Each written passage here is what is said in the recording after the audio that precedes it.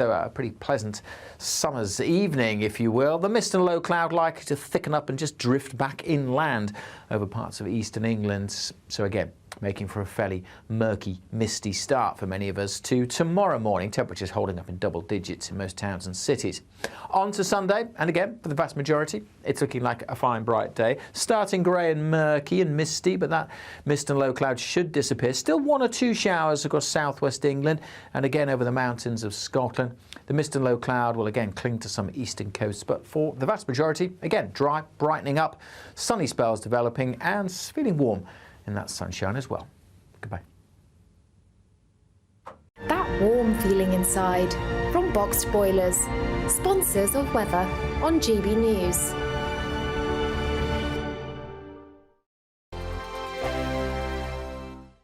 The next Great British Giveaway winner could be you, with a massive £20,000 in tax-free cash to be won. Imagine how you'd react getting that winning call from us. Oh my God, are you joking? Not a wine, I never won a penny in my life.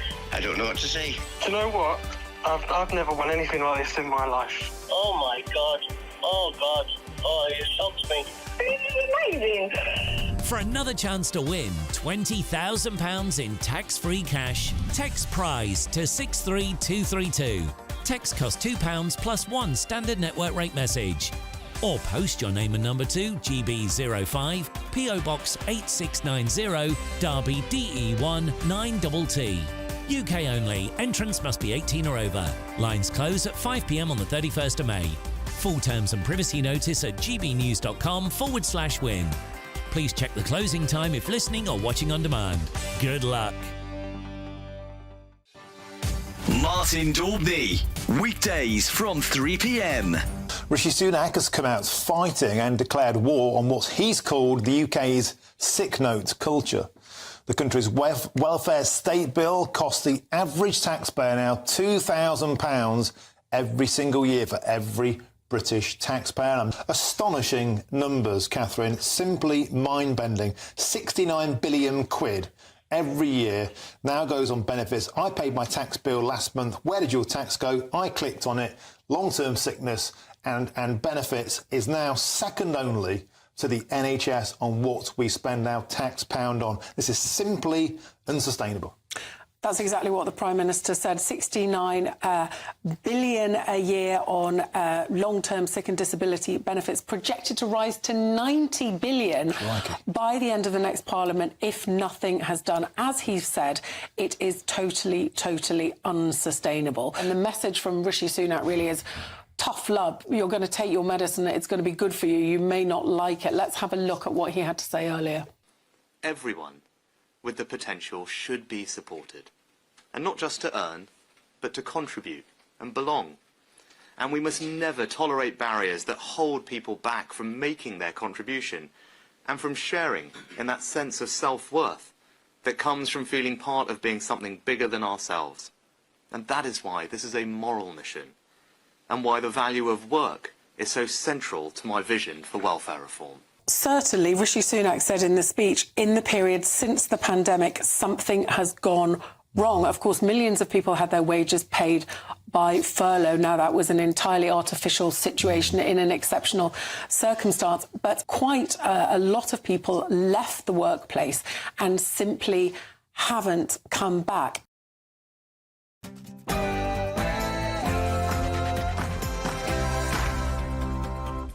Very good morning to you. I'm Ben Leo alongside Dawn Neeson this morning. Hello. And this is Saturday Morning Live. It is indeed. It's very live this morning as well. We're great to have your company this morning, and we've got an action-packed show coming up for you. We do indeed. All of the day's top stories. We'll be joined by our political correspondent Olivia Utley and the CEO and founder of Youth Vote UK, Alex Cairns. Very exciting. The story dominating the headlines this week has been Devon's dirty water, which has resulted in more than 20 people becoming ill with a parasitic disease. A waterways expert will give us the latest. Not while you're having your breakfast, though. And elsewhere, should parents be fined for their children's antisocial behaviour? We'll be speaking to an expert who'll share all of the tips and tricks when it comes to keeping your kids well behaved.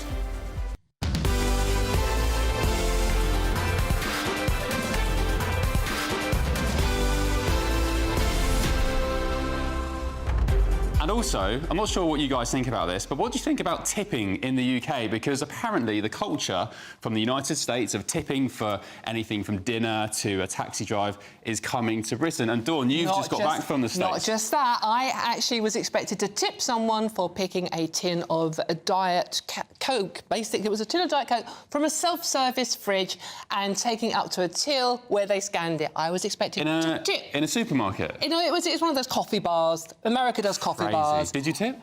Did I? No, I asked for an explanation. It went down very well, Ben. I asked for an explanation as what they had done to deserve a tip.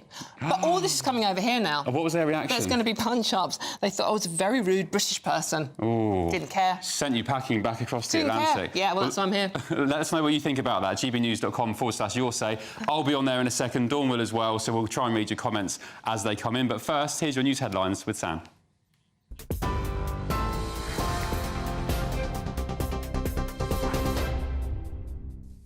Ben and Dawn, thank you very much. Good morning from the newsroom. It's just after 10 o'clock. A look at the headlines this morning. And we'll start with some breaking news coming to us this morning out of East London, where 2 criminals have been sentenced for smuggling migrants into the UK, we understand, using lorries and planes. Mateza Hilaj and Kreshnik Kadena, part of a major Albanian crime network, arranged at least 9 migrant trips in 2016 and 2017. The National Crime Agency's 8-year-long investigation revealed the 2 men provided counterfeit documents and safe transport, charging £10,000 per migrant to make the journey. They've now received a combined sentence of 5 years and 2 months at Southwark Crown Court. In other news, Israel's Prime Minister is promising to return all hostages he says living or dead after the bodies of 3 people were recovered yesterday in Gaza. All of those 3 hostages recovered were thought to have attended the Nova Music Festival on October the 7th last year. The father of one of the hostages says her return is a form of closure. Israel still thinks about 100 other hostages may be alive, while another 30 are understood to be dead. Meanwhile, here in the UK, thousands of pro-Palestinian protesters are set to march through central London this lunchtime. The demonstrators from Stop the War and Palestine Solidarity campaign are calling for an end to the conflict between Israel and Hamas and for a ban on arms sales from the UK to Israel. Well, as we heard at the top of the programme from Dawn, the number of cases of a waterborne disease in South Devon caused by a microscopic parasite are expected to rise for at least another 2 weeks. Confirmed cases of Cryptosporidium in the Brixham area have more than doubled, with another 100 people reporting similar symptoms. People have been told to boil their tap water before drinking it, and bottled water has been handed out at collection points. Well, South West Water has now apologised and they are giving affected residents compensation of £115. Meanwhile, more than 30 protests are being held on beaches and rivers across the UK today to raise awareness of sewage pollution. Campaign group Surfers Against Sewage are demanding more action to clean up the nation's waterways. They're also calling on paddleboarders to join them at one of their paddle out protests across the country today. Olympian and keen paddleboarder Dame Kelly Holmes is one of the famous faces set to join a demonstration. The triple lock on pensions will cost households an extra £10 billion a year by 2034. That's according to reports in The Telegraph. Pensions are raised every year by an amount linked to inflation, wages, or by a minimum of 2.5%. The OBR predicts that spending on the state pension will exceed £150 billion annually in real terms within the next decade. Economists, though, are warning this will place an unstable burden, they say, on taxpayers, possibly forcing people to work longer and pay for the increase. Currently, the full state pension is just over £221 a week. That was following an 8.5% rise in April. The health and social harms caused by alcohol in England cost the taxpayer more than £27 billion a year, according to new estimates. That's a 40% increase in the last 10 years. The Institute of Alcohol Studies says the cost of crime and disorder linked to drinking costs more than £14.5 billion alone. And on health, alcohol-related harm cost the NHS just under £5 billion. That's enough to pay for the salaries of almost half of all nurses in England. However, the drinks industry says the data doesn't consider the £46 billion in direct economic benefits to the UK. And finally, if you didn't see the Northern Lights last weekend, well, there could be another chance on the way. The green, purple and blue scenes are expected to light up UK skies again in around a fortnight. The huge sunspot cluster that hurled energy and gas towards Earth last weekend is now rotating back towards us, and that will release a solar flare towards us in about 2 weeks' time. For the latest stories, do sign up to GB News Alerts. You can scan the QR code on your screen or go to gbnews.com/alerts.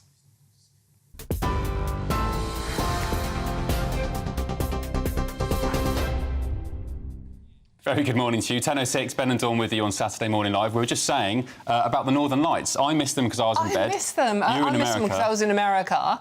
And they look lovely. And Yeah. I was lucky enough to see them once, actually, in the Arctic Circle. Ah. In an igloo. Well, I went to Iceland in January to see them, and I didn't see them, so that's my luck. Oh, really? And I was asleep this time round, so there we go. I'm never going on holiday with you, Ben. Sorry. I know you kindly asked me, but it's not happening, right? Okay. Right.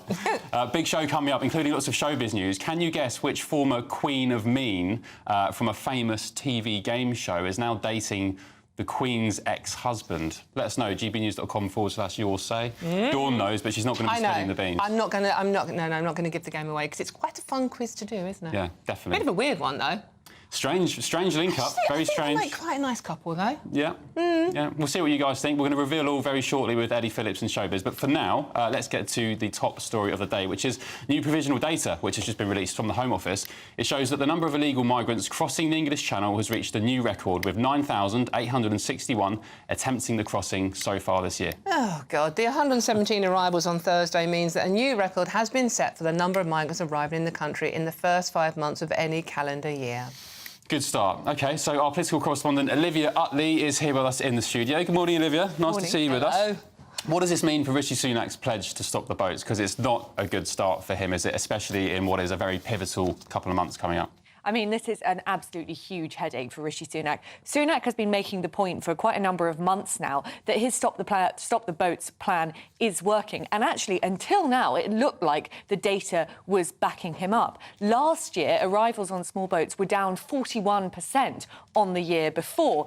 And although the Rwanda plan obviously hasn't yet been implemented, Rishi Sunak did manage to strike a deal with the Albanian Prime Minister, which meant that all Albanian migrants coming here got sent back immediately because Albania is deemed to be a safe country. And for a while, it looked like that strategy was working pretty well. But over the past 5 months of this year, that number has gone up and up.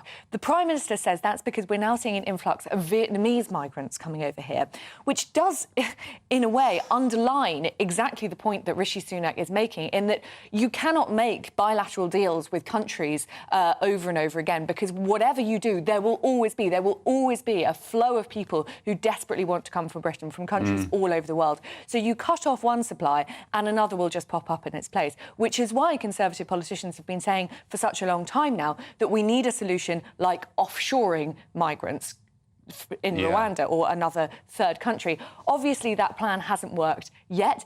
It has now got through those final stages in Parliament after a lot of furore. And we can expect to see migrants taking off for Rwanda in the next sort of 6 to 8 weeks. The problem is that makes it pretty late for the Prime Minister. He wanted flights off the ground by the spring. Well, it's the 18th of May now. I think most people would say that spring ends on the 31st. And the longer he leaves it, obviously, the closer we get to an election and the more unlikely it is that people will actually see the dividends of the Rwanda scheme before they vote. And Labour are trying to capitalise on that this week, aren't they, with Sir Keir Starmer coming out with his Labour's First Steps, which I'm assuming is just before Labour's first day at big school.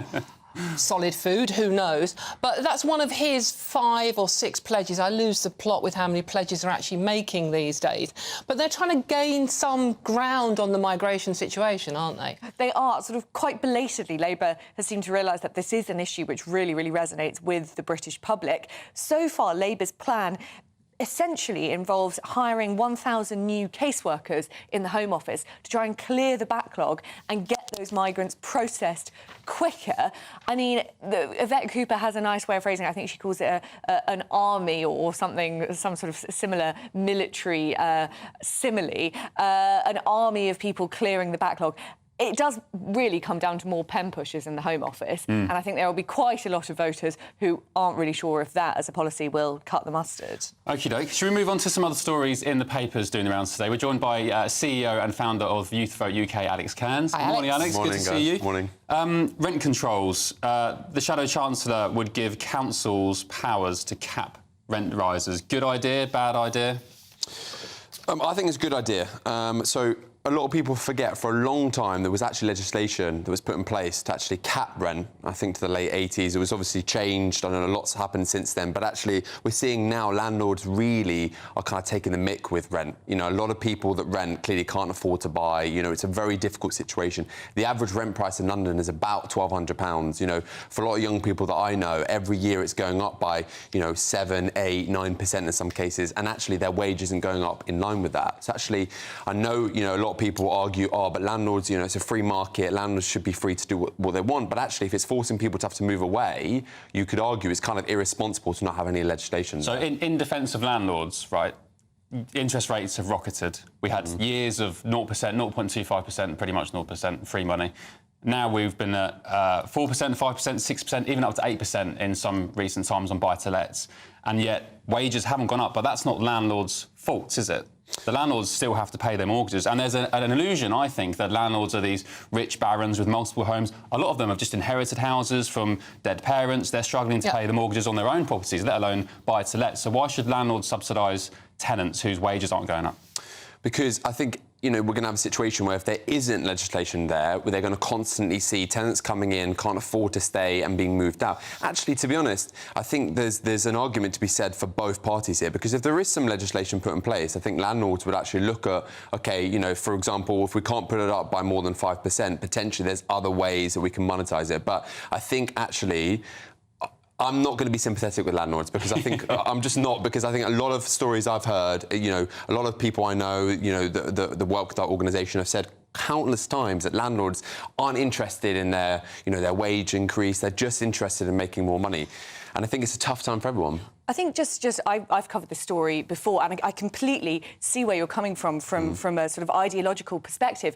But in practice, it doesn't work. It's been done in Scotland. Nicola Sturgeon introduced a very similar policy in 2022. And actually, rent rises have gone up quicker in Scotland than in the rest of the UK. Rent rises have gone up by 10.8% since 2022, compared to 8.6%. And that's in London, and London's pretty much the highest place in the rest of the UK. Now, why is that? It's because if you introduce a rent cap, then landlords, they just leave the market. 17% of landlords have either sold in Scotland in the last 2 years or are planning to sell over the next year.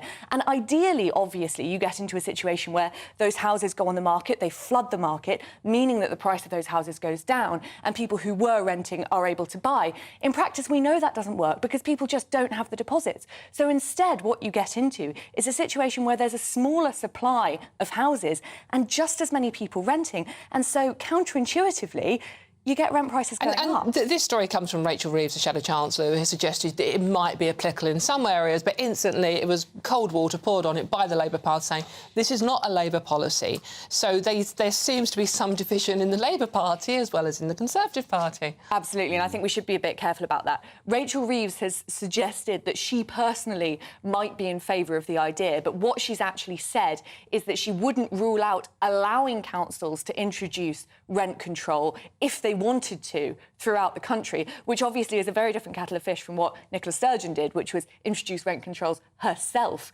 throughout Scotland. So it's a very different situation. And as you say, Dawn, Labour have already poured cold water on this.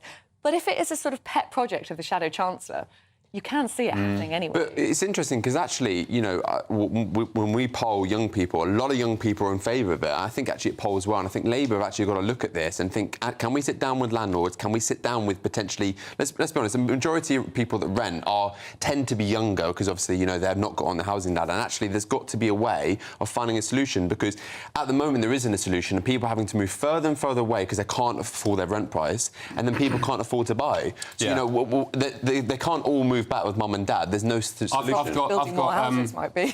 Well, yeah, build more houses. I do have massive sympathy for the younger generation because they are not going to be owning their own homes, which means they won't have families, the birth rate is going to continue to fall, and unless you've got help from mum and dad or you get lucky with investments, you're just not going to own homes. So I do get it, but it also does make me laugh. You know, young people especially are all quite happy with open borders and uncontrolled mass migration, and yet they don't equate the two. You know, whilst we're not building more houses and the government isn't, you know, building properties and homes for people, you can't then also be happy to have a lot of people come into the country. But should we move on to a very interesting story, to say the least? This teacher, Rebecca Joins, who's been convicted of sexual activity with 2 teenage boys, 15 and 16-year-olds, 2 lads she taught. She's probably going to get a prison sentence when she's sentenced in July.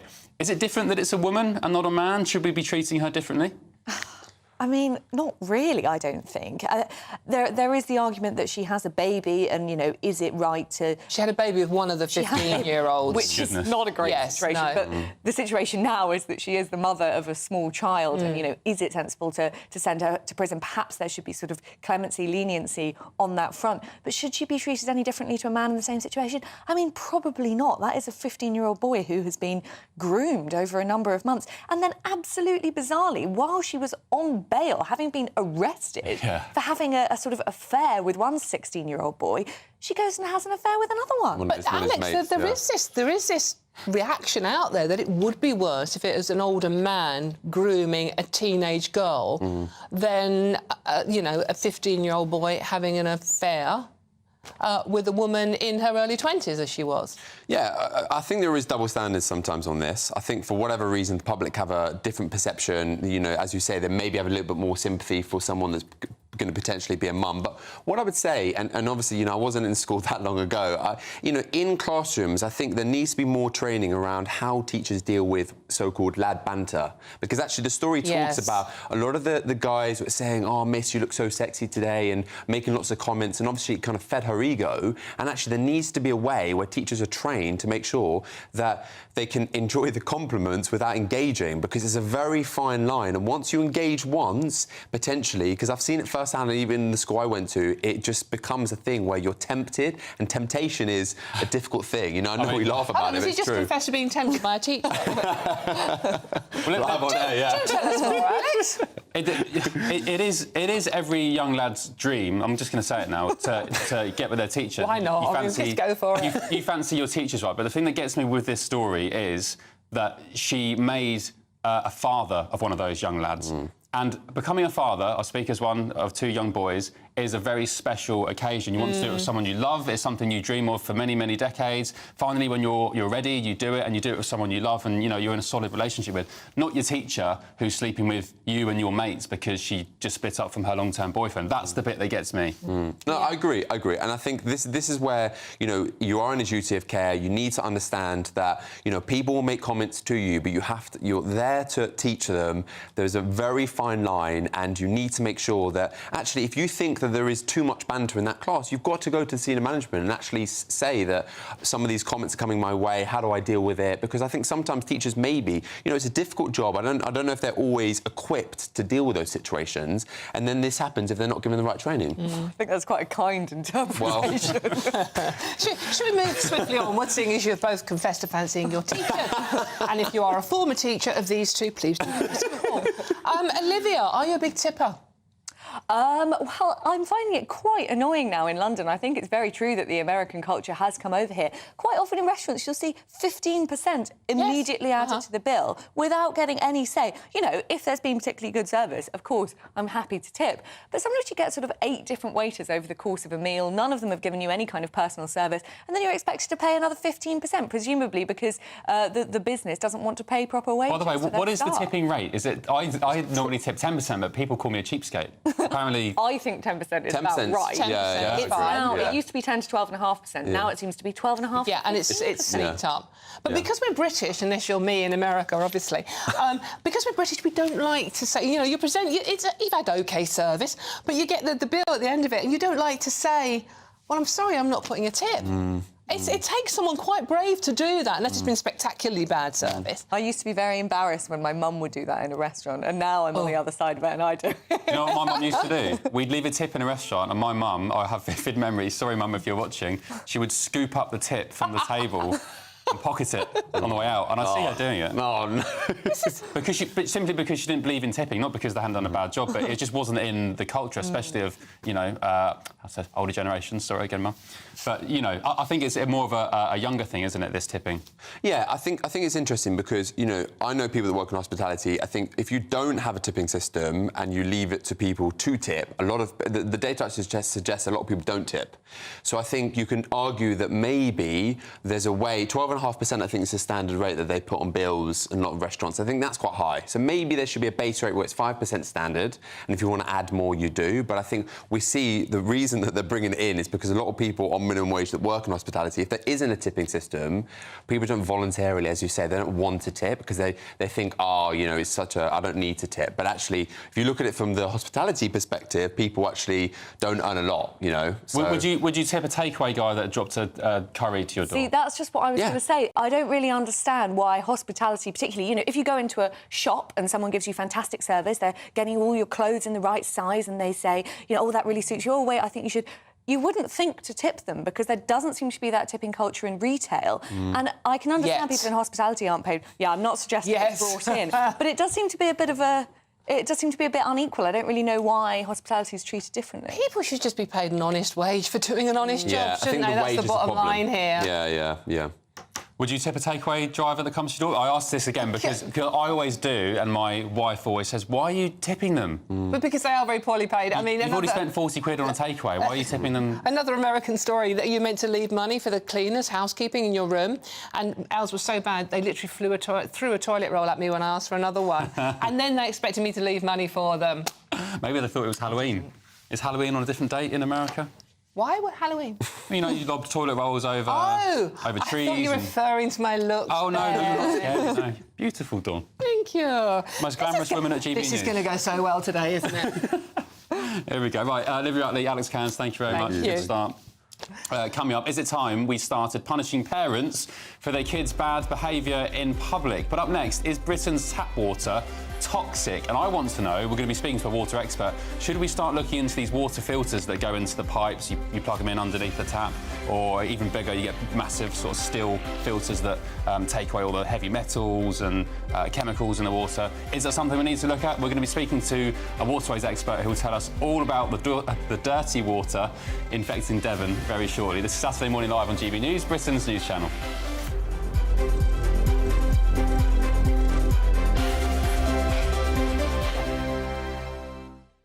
Sunday nights on GB News. From 6, Neil Oliver. At 7, it's Free Speech Nation with Andrew Doyle. At 9, Mark Dolan. And at 11, get set for the week ahead with headliners. Tomorrow's papers tonight. GB News, the People's Channel, Britain's news channel. I'm Nigel Farage, and this is GB News, the People's Channel, Britain's news channel. This is GB News, Britain's news channel. Between 1955 and 1989, an average of 55 nuclear tests were conducted across the globe each year. More than 30,000 young British and Commonwealth servicemen served at British test locations in Australia and the Pacific Ocean. But in the years since, those who were involved say they've been ignored and lied to about their exposure to radiation. For decades, Lab Rats International has represented the millions across the world exposed to fallout from the testing programmes and the families who still suffer today from illness and deformities. Last year, the government unveiled the Nuclear Test Medal, recognising the military, civilian and overseas staff and personnel who participated in Britain's nuclear testing programme in the 1950s. But for Lab Rats founder Alan Owen, whose own father was a nuclear test veteran, the work is only just beginning. In September, they launched a legal challenge to the Ministry of Defence to provide the test veterans full medical records, which they say they've been denied access to. We sit in this bubble as the nuclear test veteran community, fighting against the establishment. And they will say, you know, ministers will go in Parliament and say, all you've got to do is apply for your medical records and they'll give them to you. You know, it just doesn't happen. It's not a reality. They're not there to as easy, as accessible as just applying. They will fight you all the way. They will delay it. In response, a government spokesperson said, "We are grateful to all service personnel who participated in the British nuclear testing programme, which is why we have formally recognised them with an official medal. Nuclear test veterans who believe they have suffered ill health due to service have the existing and long-standing right to apply for no-fault compensation under the War Pensions Scheme. The fight for these veterans and their families lives on because thousands who came before never got the recognition and justice for their service." I'm Michael Portillo. This is GB News, the People's Channel, Britain's news channel. We're proud to be GB News, the People's Channel. And as you know, we always love to hear your views. Now, there's a new way of getting in touch with us at gbnews.com/yoursay. By commenting, you can be part of a live conversation and join our GB News community. You can even talk to me, Bev Turner, or any of the members of the GB News family.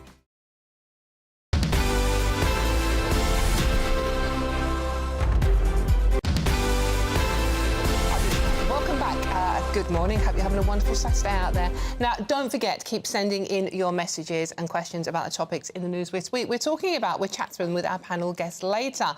But should we have a look at what some people have been saying already? Yes. Yeah, are we? Just on... Is that one from your mum? No, I hope, as I said, hopefully she's not watching because I'll be told off for exposing her for nicking tips in restaurants. Well, I don't think she does anymore. She did certainly when I was a kid. Ian... It is your mum. Dear Ben, shut up. It's not. Ian says, why the hell should I tip a delivery driver, for example, from Domino's when the price of a pizza is more than enough for them to pay their drivers properly? Good point on Domino's. They're not here to defend themselves, but goodness me, 20 quid for a pizza plus. Michael, good morning. You say, I only tip if I know that it is shared with the kitchen staff. They work just as hard, if not harder, than the waiting staff who carry the plates to the table. True. Yeah, I mean, a lot of people feel strongly about this, so do keep getting in touch. That's how you do it on your screen now. It's too long for me to read out. gbnews.com/yoursay. And just one quick one from Robert on rental prices, capping rents, this proposal from Rachel Reeves, which hasn't seemed to be backed by Labour at all. No. Says, Ben, my friend rents one tiny room for £850 per month here in Brighton, my neck of the woods. All facilities are shared with others, like kitchens and bathrooms. Yeah, I feel you, Robert. As I said, I have big sympathy for especially the younger generation kids who just aren't going to own their own homes. And in turn, no families, no kids, birth rate plummets. Where does it leave us? God. Big issue for the Conservatives as well. Because... Happy Saturday morning, everybody. Let's cheer you up even more now by talking about dirty water. If you're having your breakfast... Oh, that's equally as cheery, by the way. If you're having your breakfast, apologies, OK? We're going to talk dirty water.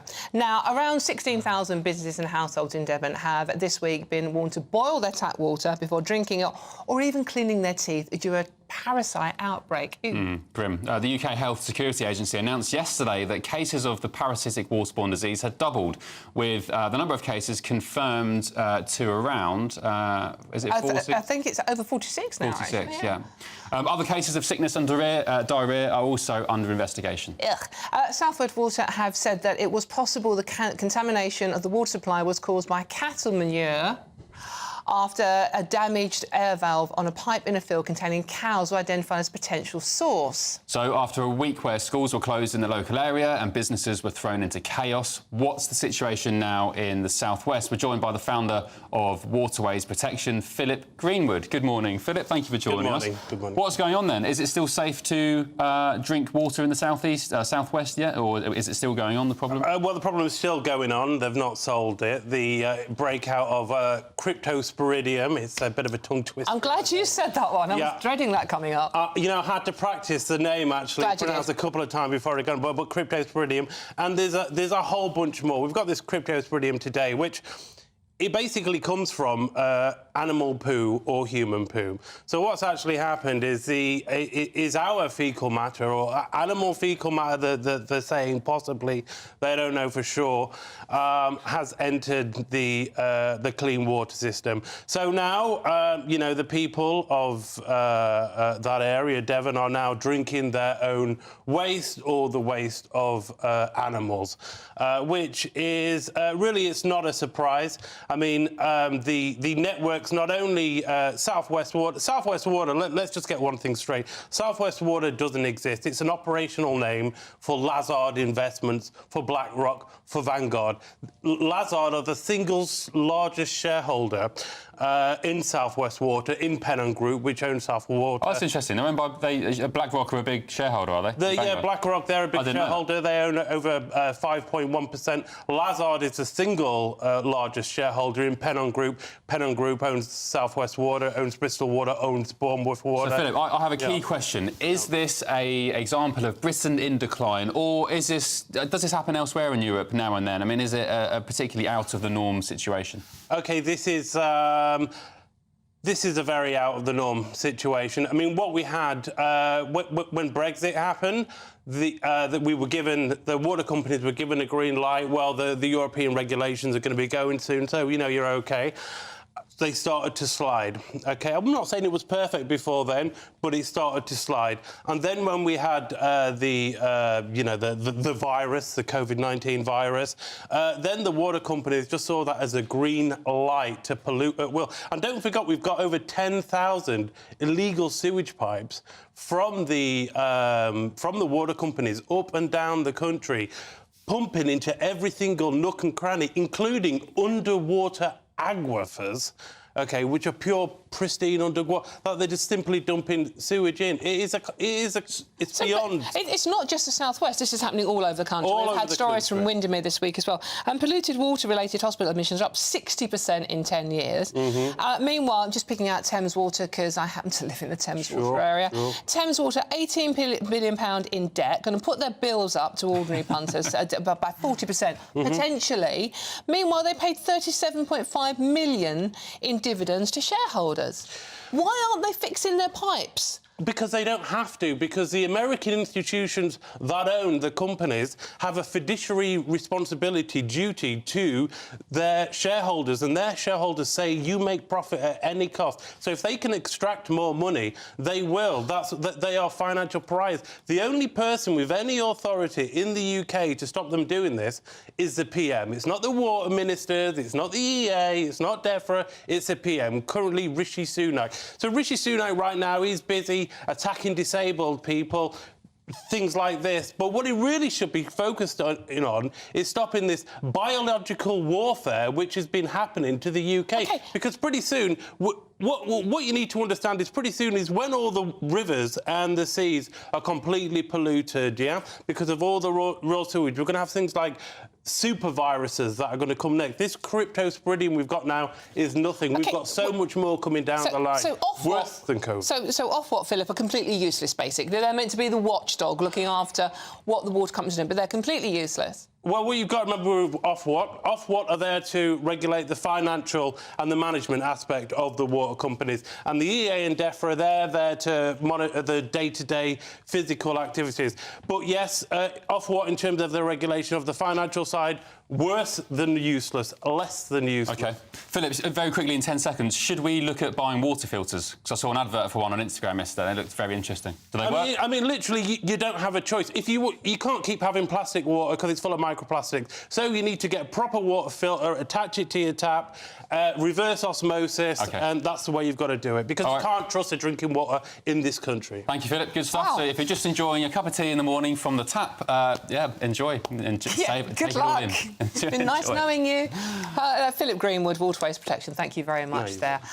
Right, well, coming up, we'll be looking ahead to tonight's big fight, and a little bit later we'll find out which Queen of Mean is now dating the Queen's former hubby. Yeah, some of you on gbnews.com/yoursay have already guessed it, you knew the story, but we will reveal all very shortly. But up next, is it time we started punishing parents for their kids' bad behaviour in public? This is Saturday Morning Live on GB News, Britain's news channel.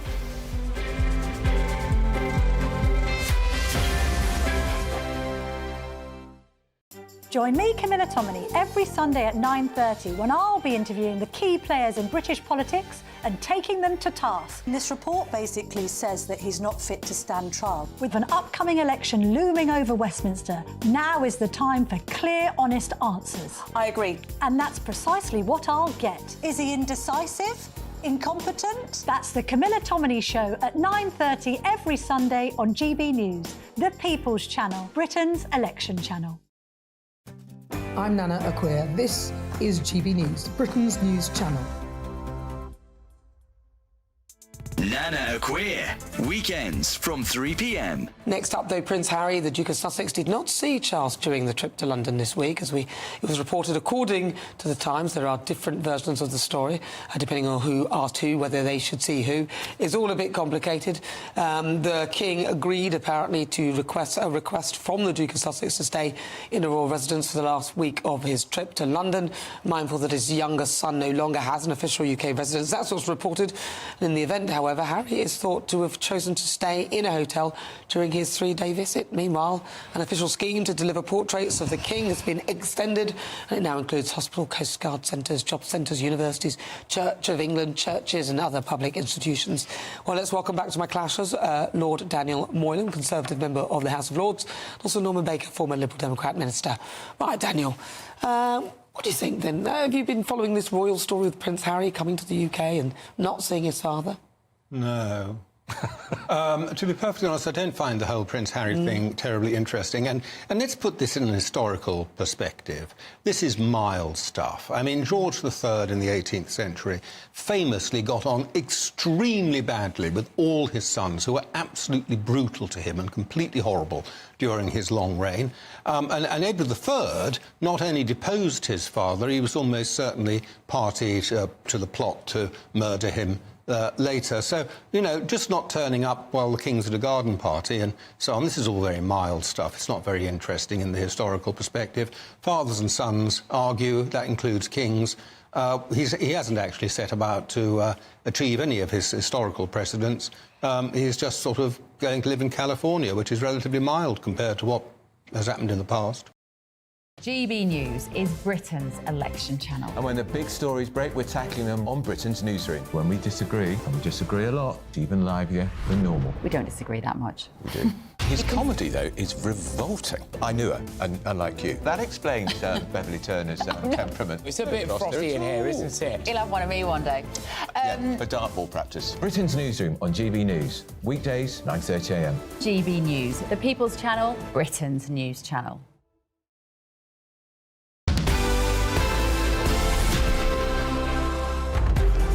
Hello, welcome back to GB News Saturday with him, Ben Leo, me, Dawn Neeson. And we hope you're having a wonderful weekend out there. And we're just here to try and cheer you up, but I don't think we're doing a great job so far. No, it's been fun. A lot of slightly grim stories with the water and whatever else. But now we're going to have fun because we're talking about your kids. My kids? And how well behaved they are. How good a parent I am as well. How a marvellous parent, yes. Yeah. And I'm sure your wife would back that up too. Yeah, definitely. Who is currently at home with the kids. True. Well, someone's got to work. Oh! Right, OK, well, go on then. You can read this bit out now. OK. This is about you. Well, look, we've seen in recent weeks and months several different examples of young people behaving badly on our streets. I mean, that's an understatement. So what's the answer? One suggestion has been to fine the parents of those youngsters who are antisocial and a bid for them to take responsibility. But in a cost of living crisis, are financial penalties the best way to tackle bad behaviour? And at what age should children receive the toughest discipline? So joining us now is etiquette expert Laura Windsor. Good morning, Laura. Hi, Laura. Hi, nice What's the answer then? How old... Two questions, I guess. Should parents take responsibility for their kids' behaviour and should they be fined? And then also, what age should kids reach before they're absolved of all responsibility? The problem is that if you fine the parents, some of them can't even afford to pay the gas bills. So what do you do there? Second thing, for those parents who can afford the fines, OK, they pay it, and then what? We seem to be getting at the symptom and not the cause here. And I do agree that parents' manners begin in the home. So... Why, Laura, what I can't get my head around recently is why have we, not just in this, but lost responsibility for our own behaviour? So, you know, when I was a kid, if you misbehaved, certainly at school, you know, you go home, your parents would give you a clip round the ear and then march you back up to school to apologise to the teacher. These days, if a kid misbehaves in school... They blame the teacher. They blame the teacher. They go up to school and clip the teacher round the ear. Yeah. Little Johnny or Johnette can't do any wrong. So why have we got into a situation where kids are behaving so antisocially? Well, obviously it's the parents' fault. They're not taught self-awareness and the effect that their behaviour can have on other people. If they're aware of what their behaviours are actually doing to other people, then maybe they would feel a little bit more conscious of what they're doing.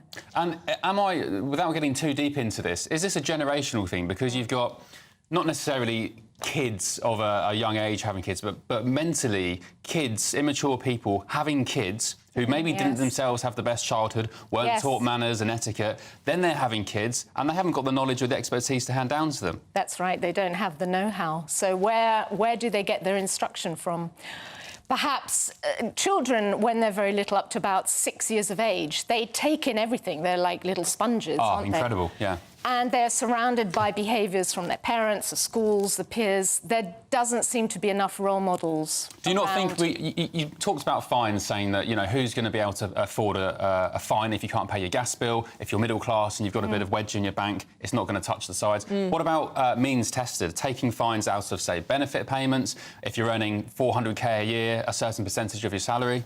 But the thing is that even if you do pay fines, manners, you can't learn manners in a few minutes. It takes a long time to instill what is right, respect, accountability in children. Well, I remember saying to my 4-year-old yesterday, I picked him up from nursery, and his routine is he comes home and that's when he watches his first bit of television, and we chuck him a little bit of chocolate as a treat, just a tiny bit. And anyway, I gave him the chocolate or the sweet, whatever it was, and he didn't say thank you. I said, sorry, I didn't hear what you said there. But just little things like that. And as you said, their brains are so like sponges that it drills it into them. That's you know, common respect. Manners takes practice. Practice. So, Laura, what do we do about this situation, though? I mean, I agree with you. I think fining parents is not going to help the basic problem here. But what about, I mean, I'm not sure if etiquette lessons is the right word to describe it, but lessons in helping adults, parents, to learn how to be polite, to have manners, to treat other people with respect? Well, I do a lot of lessons on social skills. That's what I teach children. And I think it would be a good idea to teach the parents as well. Can you give us some tips? Give me, as a parent, some tips on good manners and social skills that I can pass on to my boys. OK. In order to gain respect, you have to give it. So those children need respect and love and understanding. If you want to teach them manners, you have to teach them why they have to do a certain thing, the accountability part of it. And when they understand that, then it filters in their brain and it becomes, hopefully, second nature in the long run. So what advice would you give to people watching now, Laura, who aren't as good as dads as Ben, obviously? Come to my lessons. Yeah, exactly. You're going to be very busy. But, you know, if their child is already fairly out of control, how do you deal with that? It's incredibly stressful when you've got a child throwing a tantrum to try and explain how, you know, basic manners and trying to be, you know, be nice to people, not throw paddies. Yeah, that's a very good question, and I can't really answer that in full. Obviously, the child, there's something wrong, perhaps within the family unit itself, something that isn't being, I can't think of the word, they're not helping the child. There's something there that... I think I can answer that, Dawn. Yes, answer the... Go on, Dad. And I think it all comes down to consequences. And if you don't deliver consequences for behaviour, not just bad behaviour, but good behaviour, with my 2 boys, if they are well-behaved or they do something particularly good or they're helpful around the house, I reward them. I'm not saying they behave well because they're thinking in their mind consciously they're going to get a reward or a treat or something. But it does help. It starts to build the momentum and the idea that being a good person is beneficial, not just for yourself, because people will like you, they want to be around you, but it makes their life, my boys' life, easier as well. So I think you need consequences for both good behaviour and bad behaviour, and also they need, from an early age, to get something back, as you said, that mutual respect. But it is maybe I should be sitting there. Maybe you should do my lessons for me. Exactly. You can come and sit here. That'd be nice. I'm sure you can teach me a thing or two about manners. Well, yeah, I was going to ask for a bit of personal advice, but I don't think we've got a long enough show. I think the Americans would oh God, I've done not tipping in American supermarkets. They'll give you move on. Let's move on, shall we? All right, Laura Windsor, thank you very much. If people want to find out more about you and your services, where can they go? LauraWindsorEtiquette.com. Great, thank you very much. Thank you. Not asking for advice. Right, coming up, we're going to be getting the latest on the big boxing clash tonight between Tyson Fury and Alexander Usyk, the big Ukrainian. We've got it's Aidan McGee in, I think. Aidan McGee, and we've got a boxing guest as well talking about it, someone who actually knows what they're doing. Yeah, Duke McKenzie, former world heavyweight champion, a Brit. This is Saturday Morning Live on GB News, Britain's news channel. Stick with us.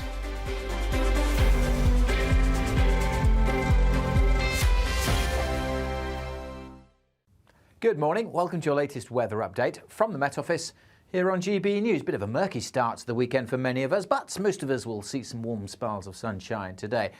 There are going to be a few heavy showers around later on. A bit damp and drizzly in parts of the south coast, and as I say, some mist and fog around in places too. Parts of the coast of the northeast sticking with that throughout, but most areas brightening up, good spells of sunshine, and then later on the likelihood of some scattered but quite heavy showers over parts of South Wales and southwest England. In the sunny spells, 20 degrees, 21, 22, maybe 23 in a few spots. It will be cooler on some North Sea coast, particularly in the far northeast, where that mist and low cloud sticks around. And there's the threat of these showers turning quite heavy across Devon, Cornwall, Somerset, parts of South Wales as well. Not everywhere seeing them, but where they do develop, could drop quite a lot of rain in a short space of time. The showers much more scattered further east. A few breaking out too over the hills and mountains of Scotland. And there's that mist and low cloud, that threatening to cling to parts of the coast of the east and the north of Scotland, suppressing the temperatures. But in the sunny spells in the west of Scotland and the south, temperatures again getting over 20 degrees Celsius. As for this evening, well, still a few heavy showers around across the southwest, so bear that in mind. For most of us, though, a pretty pleasant summer's evening, if you will. The mist and low cloud likely to thicken up and just drift back inland over parts of eastern England. So again, making for a fairly murky, misty start for many of us to tomorrow morning. Temperatures holding up in double digits in most towns and cities. On to Sunday, and again, for the vast majority, it's looking like a fine, bright day. Starting grey and murky and misty, but that mist and low cloud should disappear. Still one or two showers across southwest England and again over the mountains of Scotland.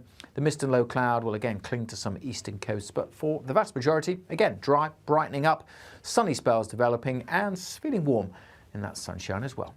Goodbye. 2024, a battleground year. The year the nation decides. As the parties gear up their campaigns for the next general election. Who will be left standing when the British people make one of the biggest decisions of their lives? Who will rise? And who will fall? Let's find out together. For every moment, the highs, the lows, the twists and turns. We'll be with you for every step of this journey. In 2024, GB News is Britain's election channel. I'm Patrick Christie's. Every weeknight from 9, I bring you 2 hours of unmissable, explosive debate and headline-grabbing interviews. What impact has that had? We got death threats and the bomb threats on. Our job is to do what's in the best interest of our country. You made my argument for me. My guest and I tackle the issues that really matter, with a sharp take on every story. I'm hearing it up and down the country. That was a beginning, not an end. Patrick Christie's tonight from 9 p.m. only on GB News, Britain's news channel.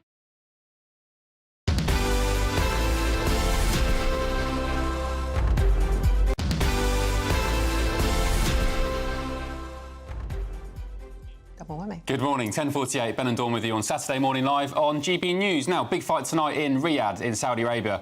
Tyson Fury, the British boxer, facing Alexander Usyk, the fierce Ukrainian. Joining us now to preview the big bout is our resident sports correspondent Aidan McGee and former professional boxer and world champion Duke McKenzie. Good morning to you, Duke.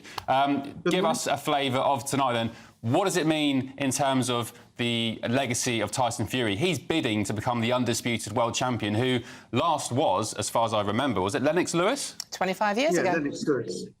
Lennox Lewis 20 years ago, over 20 years now. So in terms of magnitude, this is as big as it gets. It's when the heavyweights fight for the undisputed championship of the world, it's the biggest fight in boxing. So what we're looking for, obviously what everybody wants is a Fury victory. Couldn't have picked a tougher opponent. In Alexander Usyk's is just about as good as it gets, right across the board. Former cruiserweight world champion, undefeated professional world champion, former undisputed cruiserweight world champion, I might add. So listen, he brings so much to this fight. It's going to be an amazing fight, I'm sure. I just hope the viewers get value for money.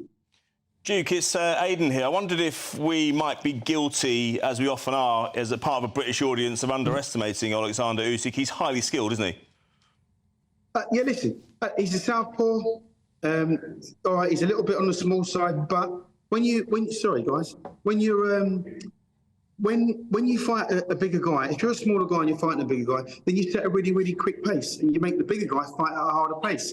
I'm not so sure that Tyson Fury's going to have the engine to keep up with this guy because he's lost so much weight, Tyson Fury, coming into this fight. That's not a good thing. You know, his best weight is probably about 21, 22 stone. That's his fighting weight. But I think he's going to be under that today. So that doesn't really bode too well. But I think, for my money, he's just a better all-rounder. You know, his ring IQ is brilliant. You know, he doesn't get cut. He doesn't get knocked down. He knows how to win. He knows how to grind out a win. And I just sincerely expect him to win. I mean, listen, I'd like to make a case for Fury winning this fight, but if I was asked if I was going to fight one of these two guys, which one would I prefer? I'd prefer to fight Fury. Duke, I often pay the subscription as you have to watch these boxing matches live in the middle of the night. This one's coming from Saudi Arabia, isn't it? How do you think this one's going to go the distance? Do you think it'd be a knockout? Is it basically worth us paying to watch it tonight? Oh, yeah, listen, you've got to pay to watch it. It's like I say, it's not a fight, it's an event. It would have been great if the fight would have been over here at Wembley Arena in front of 90,000. It's 100,000, but that's not the case. It's ended up in Saudi because they're paying the big bucks. Yeah, of course it's worth staying up to watch. But I think that Usyk wins the fight, and I could see him stopping Fury late in the fight. You know, around 8, 9, 10, somewhere around that.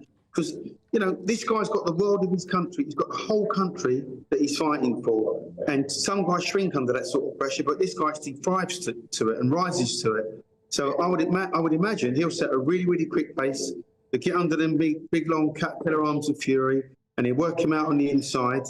And, you know, there's a bit of scar tissue floating around in Fury's eye, I'm sure, from his last fight. He got cut in training, they tell me. So that could open up. That could be part of the reason why the fights get stopped. But I just think Usyk's just got a little bit too much of everything. Good jab, good engine, takes a good shot, good ring IQ.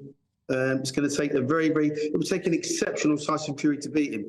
This isn't the Tyson Fury we're looking at that went to America and beat Deontay Wilder. You know, this guy's or that went to Germany and beat Klitschko. You know, there's a few miles on his clock now, and I just think, you know, Usyk's a much fresher, younger.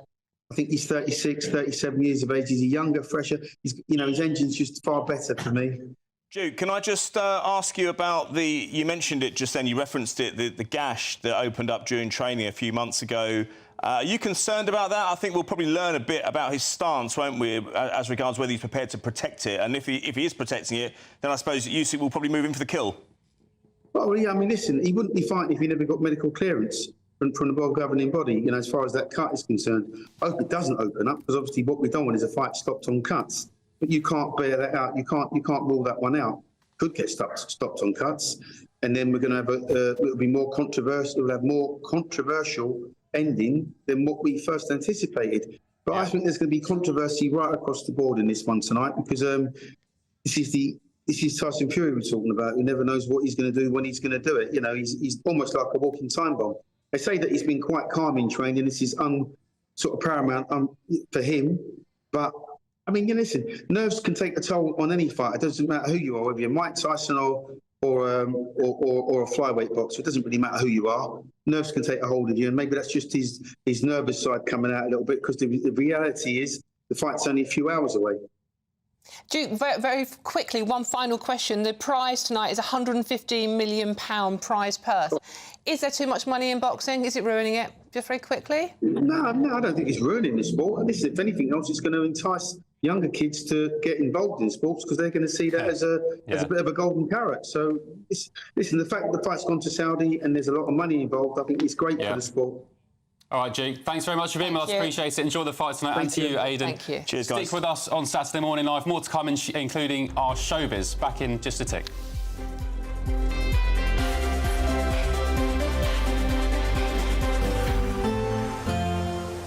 Looks like things are heating up. Boxed boilers, sponsors of weather on GB News.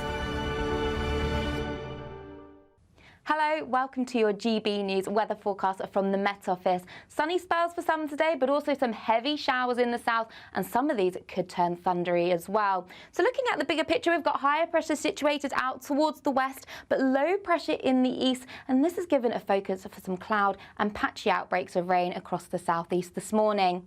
So through the rest of the afternoon, we have got heavy showers breaking out, especially across Wales and the southwest of England. Here, Met Office have got a yellow thunderstorm warning in force, so there could be some difficult driving conditions. Elsewhere, sunny spells, low cloud lingering in the east of Scotland, but feeling warm in that sunshine with highs of 23 degrees. So through the rest of the day, heavy showers continuing across Wales and southwest England, with the weather warning still in force until 8 p.m. this evening. Cloudy conditions across the southeast, but plenty of sunshine across East Anglia and northern England. Some showers breaking out across Dumfries and Galloways, and also the Cairngorms, where these could also be heavy, containing some thunder. Some low cloud persisting across the eastern coast, so feeling cooler here, but in the sunshine, feeling pleasant. So through this evening, heavy showers continuing across the Cairngorms, generally easing, and the showers across the south, west and Wales also easing later in the evening. Elsewhere, turning drier, plenty of clear skies on offer, but once again, we will see low cloud feeding in from the North Sea and across parts of the southeast, and that will keep temperatures up at around 10 or 11 degrees. So on Sunday morning, it is going to be a murky start out there for some of us. That low cloud, mist, murk and fog should gradually lift and break by mid-morning, and then many of us should see a pleasant Sunday with plenty of sunshine on offer, remaining dry for most of us, a few heavy showers around, and also holding on to a lot of low cloud across the north and east, but otherwise highs of 24. That warm feeling inside from Boxed Boilers, sponsors of weather on GB News.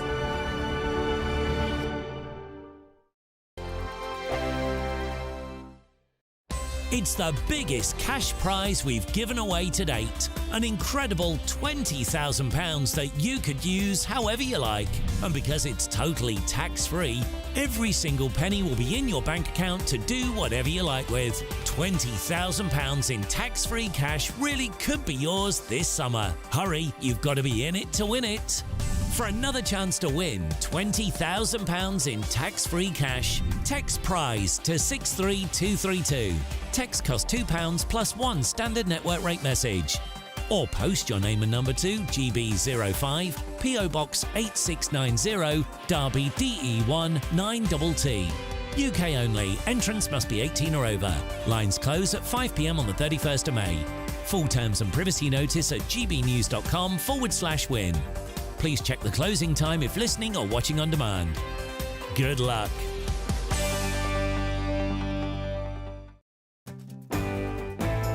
Hello there, I'm Eamon Holmes. Thank you for joining us on GB News, Britain's news channel. In the GB newsroom, we bring you the news as it happens. With our team of dedicated journalists across the UK, GB News brings you accurate reporting of the day's topical agenda. When the news breaks, wherever and whenever it's happening, we'll be there. This is GB News, the People's Channel, Britain's news channel. If you want your news to be straight talking... This is a nightmare for the Conservatives again. Down to earth. It's not just Nottingham where this is happening, is it? And most importantly, honest. Hard-working, middle-class taxpayers, they'll get their book thrown at them. Then catch me, Martin Daubney, Monday to Friday, 3 till 6 p.m. on GB News, Britain's news channel. I'm Andrew Pearce. This is GB News, the People's Channel, Britain's news channel.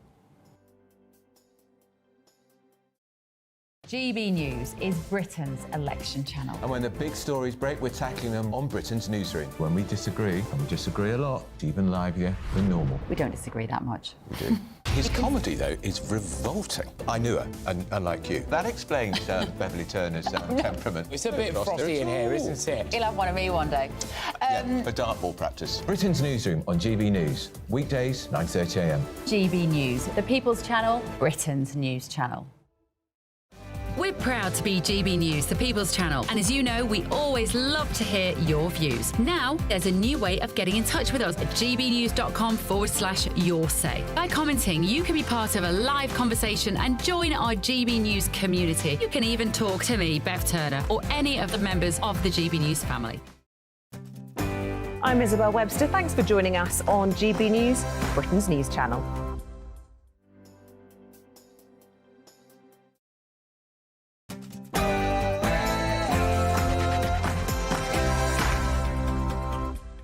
Very good morning to you. It's 11 a.m. I'm Ben Leo alongside Dawn Neeson, and this is Saturday Morning Live. Indeed, it is. So we don't need a time check. It's Saturday morning. Happy weekend, everybody. Enjoy it. You don't need a time.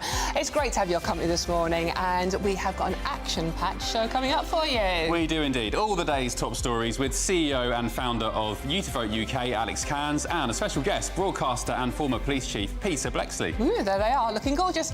Now, this is the biggie. Which former Queen of Mean is now dating the Queen's ex-husband? Proof that you're never too old for love. We'll reveal all. There we go. We'll also go live to the beautiful seaside town of Whitby, where they're celebrating the 2024 Fish and Chips Festival. Anna Riley will have the latest.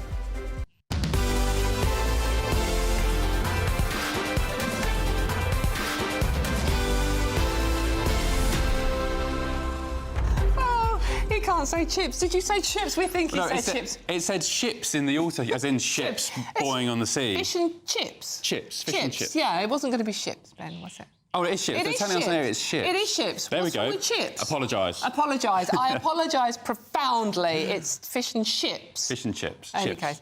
But it's not all about us. It's all about you. And we want to hear what you think of all the stories we're talking about this morning, or even if you're having a chat with what you want to talk about. It's a weekend. Who cares?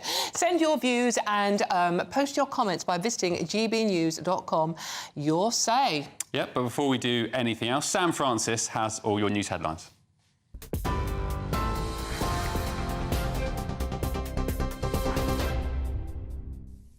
Very good morning to you from the newsroom. It's just coming up to 2 minutes past 11. A look at the top stories this morning. Israel says it does believe 100 hostages are still alive in Gaza after recovering the bodies of 3 Israelis yesterday who'd been captured by Hamas militants.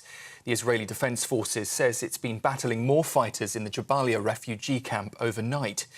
Meanwhile, here in the UK, thousands are expected to take to the streets in central London this lunchtime to protest about the war with Hamas. Demonstrators from Stop the War and the Palestine Solidarity Campaign are calling for an end to the conflict and a ban on arms sales from the UK to Israel. The number of cases of a waterborne disease in South Devon caused by a microscopic parasite are expected to rise for at least another 2 weeks.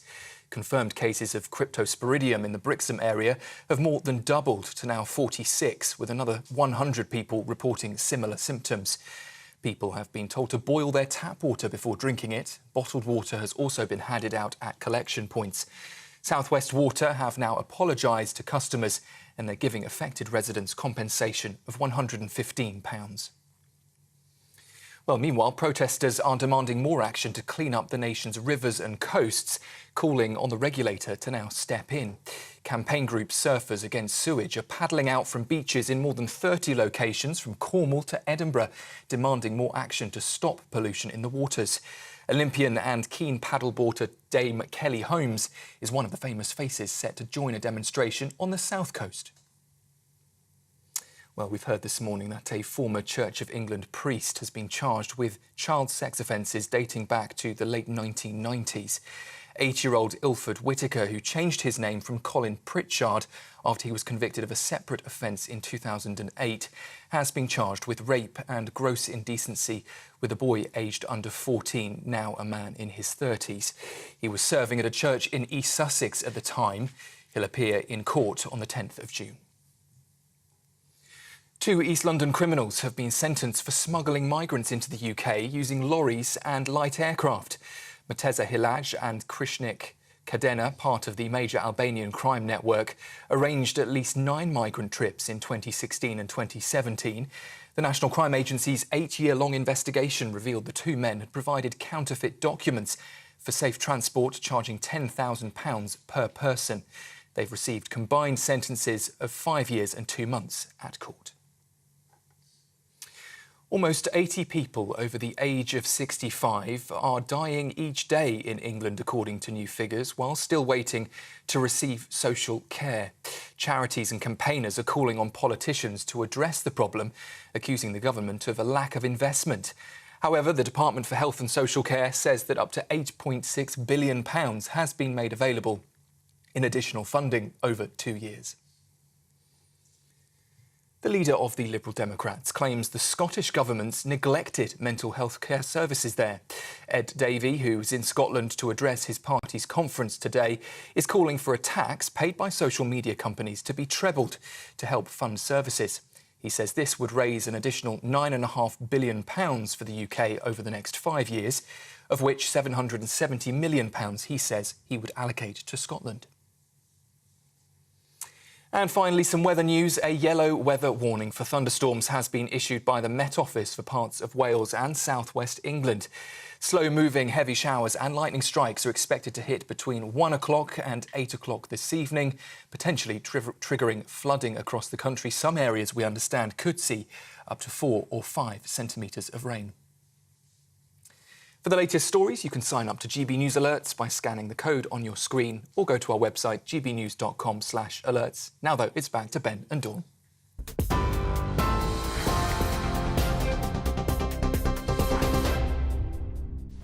Good morning, 11:05. Ben and Dawn with you on Saturday Morning Live. Two very quick emails. One from Robert. Good morning, Robert. You say, I'm one of 7 lads brought up in the 60s. We respected our parents. Not one of us has ever been in trouble. No benefits back then, so we all had to pull our weight with stacking shop shelves, paper rounds, etc.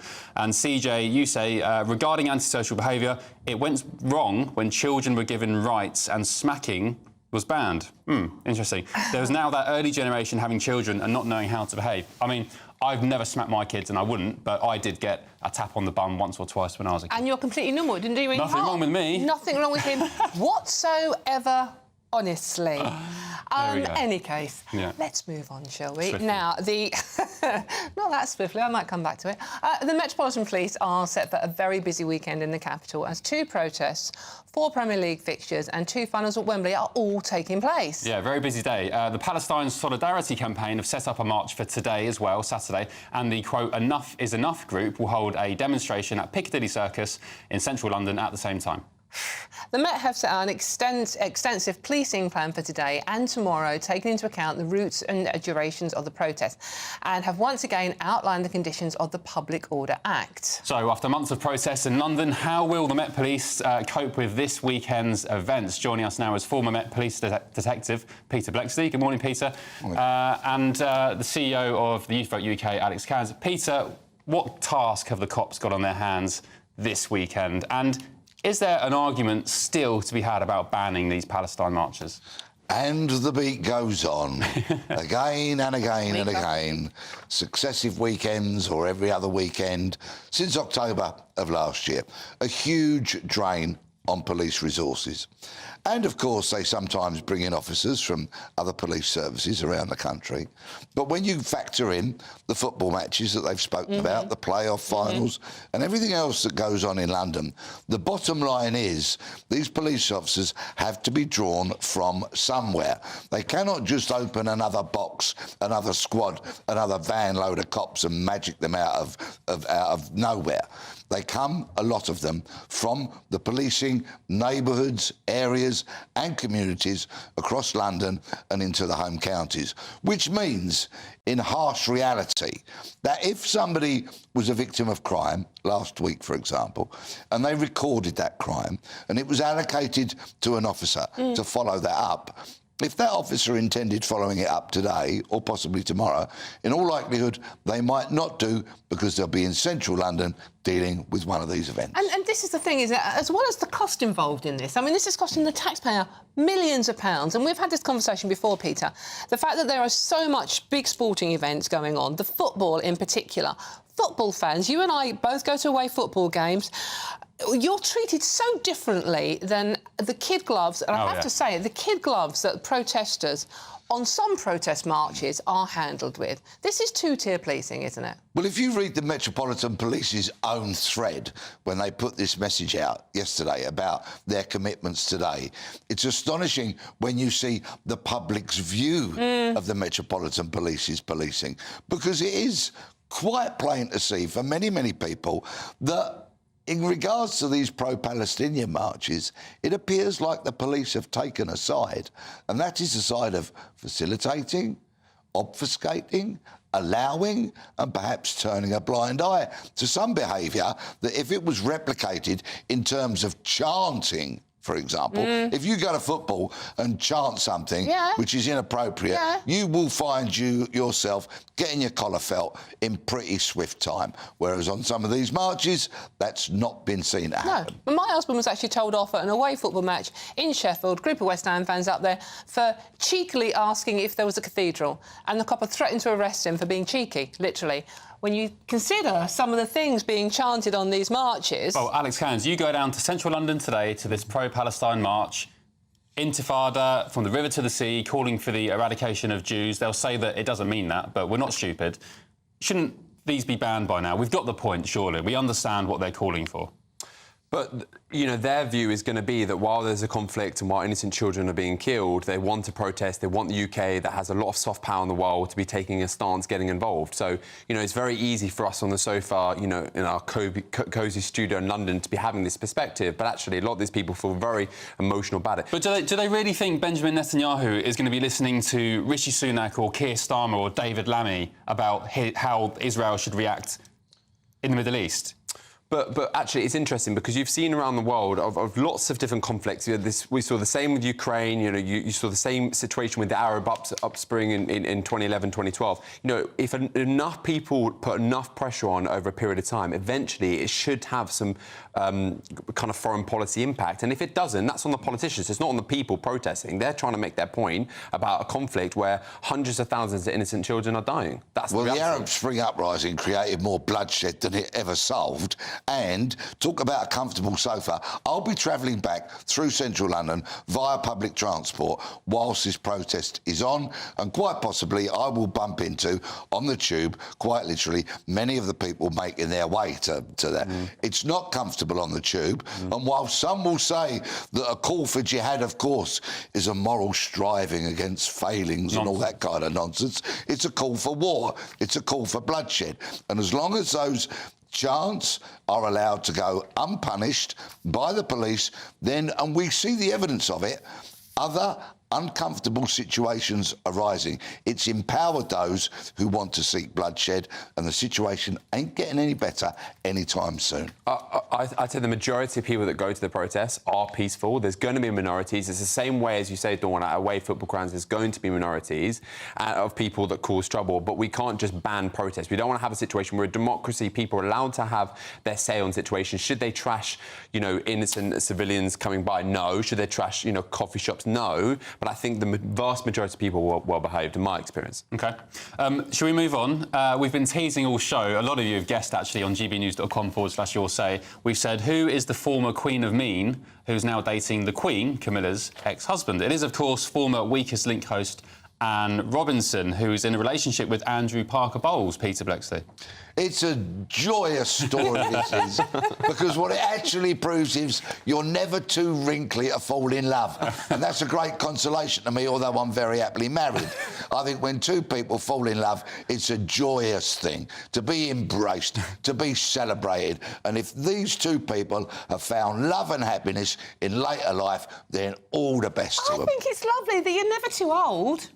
Honestly, Ben, you're never too old. Why are you looking at me when you say that? Because you're young. You're never too... Are you trying to convince me? My mum fell in love, you know, in her 70s, and it's lovely. It's good. I mean, it's companionship more than anything, isn't it? Well, I wouldn't possibly comment on what they do behind closed doors. Not even midday yet, Dawn. They may be able to disprove that it's anything but companionship. Company and companionship. But, you know, either way, it's lovely, and I know that many youngsters will probably be feeling ill at the very nauseating thought of old people falling in love. But let me tell you, youngsters, to fall in love at any age is a joyous Alex, thing. are you feeling nauseous? You're young.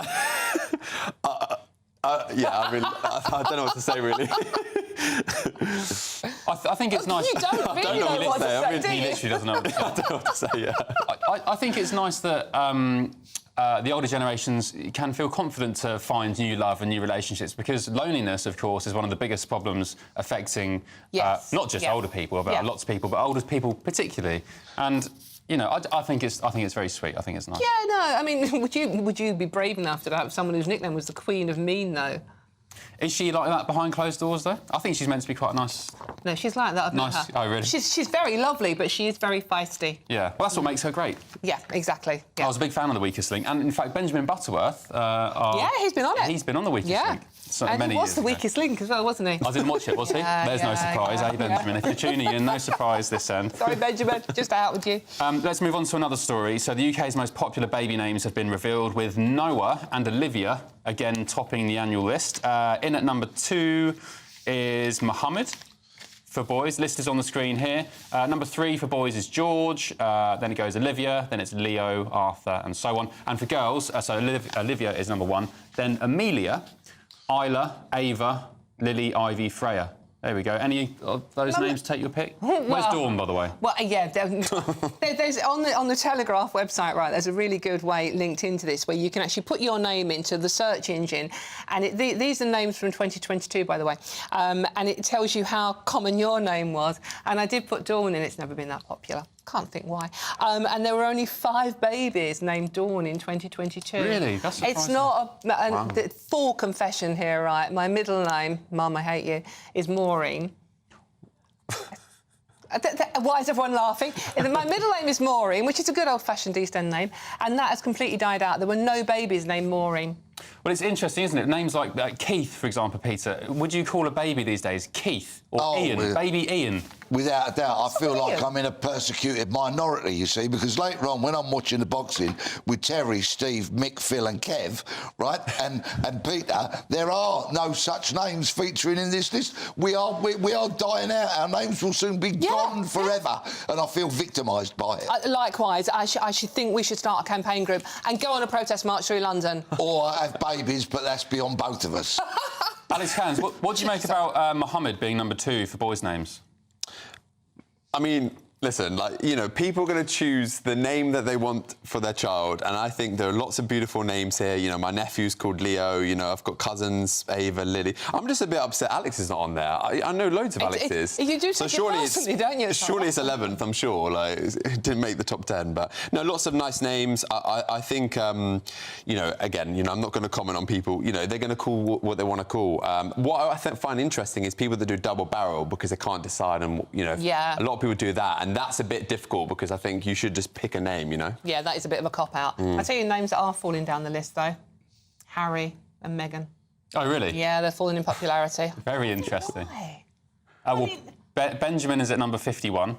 Dawn, where are you on the list? You're not on the list. I'm not on the list. I've told you that already. You're literally extinct. And Alexander is 28. Oh. So not too far down the list, Alex. Not too bad. Where's Peter? Is Peter on there?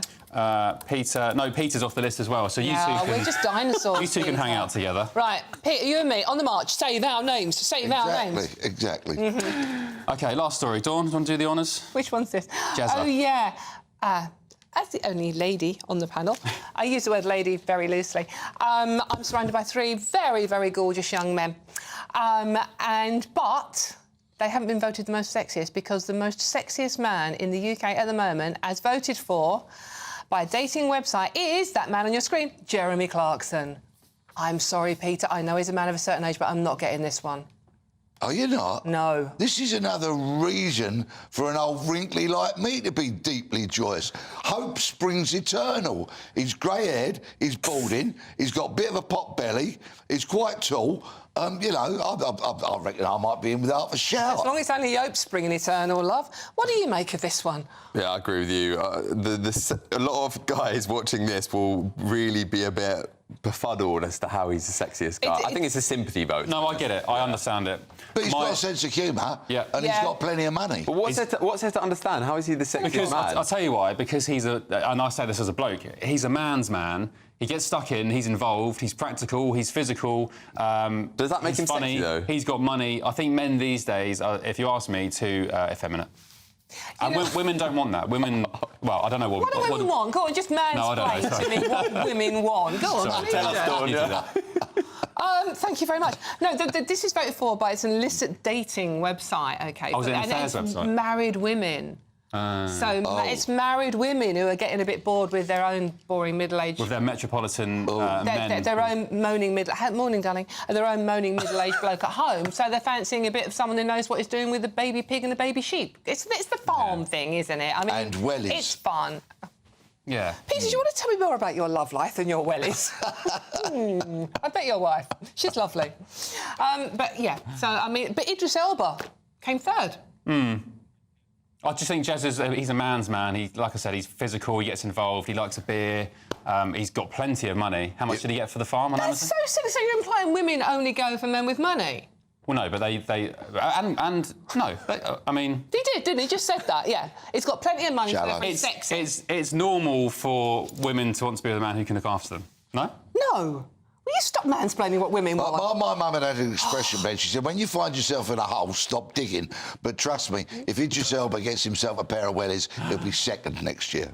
He's definitely sexier than Jeremy Clarkson. I'm with you on this one. Give me Idris Elba. That's crazy. In wellies or not. All right, I'm going to dig myself out of this hole by going to a break. So, Peter, Alex, thanks very much. Still to come, we're going to be joined by Ellie Phillips for all the latest showbiz news, including Anne Robinson's latest romantic announcement with the Queen's ex-husband. Oh, but up next, how do you like your cuppa? We'll be diving into the latest tea census ahead of an International Tea Day. This is Saturday Morning Live on GB News. Put the kettle on, but don't go too far.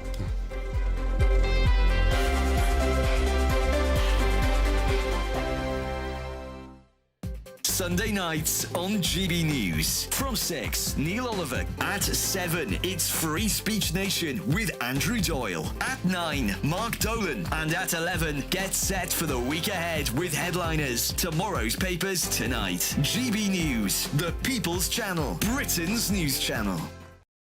I'm Michelle Dewberry, and this is GB News, the People's Channel, Britain's news channel. Dubes & Co. Weekdays from 6 p.m. Organisations, plural, because there's loads of people doing this. The organisations are charging schools to be part of this odd league table about who's trying to outdo who when it comes to who is more trans-inclusive with the kids than the next person. There's something makes me uneasy about this. Supposing a child comes home and says, you think, oh, I've done well today. He said, well, how have you done? He said, well, I was #1 painter, or I was #1 reader. No, I wasn't. I was made LGBT champion. This is a 4- and 5-year-old. Look, I can understand this, actually, as we develop into the secondary school. I can understand more debates taking place. I cannot understand why we have to thrust it at young children. And I think if you ask the parents, they'd be hostile to it. And what about the role the teacher has to play in all this? Society has been one way, the pendulum is swinging the other way, and they're pushing it very far in order to kind of proliferate change. And this is probably the toughest period in that evolutionary process, because the LGBTQ plus community is saying that you've got to really rage against the machine to get people to listen. Because put it like this now, even this conversation, the whole country's listening, the whole world is listening. These are the kinds of eyeballs and ears they haven't had before. And there's going to be friction. There's going to be a locking of heads in the process to getting to a point where you establish a new equilibrium where they feel more incorporated. Like I've said, the greatest force of allies that the LGBTQ plus community has always had is heterosexual women. What you're moving towards now is doing things that is beginning to turn them from allies into people who feel that, oh, for you to thrive, I'm being deprived, and that's a problem. When they realise you're alienating allies, they will understand you've got to recalibrate to have that kind of understanding between both parties. I'm Stephen Dixon, and thanks for joining us on GB News, Britain's news channel. We're proud to be GB News, the People's Channel. And as you know, we always love to hear your views. Now, there's a new way of getting in touch with us at gbnews.com/yoursay. By commenting, you can be part of a live conversation and join our GB News community. You can even talk to me, Bev Turner, or any of the members of the GB News family.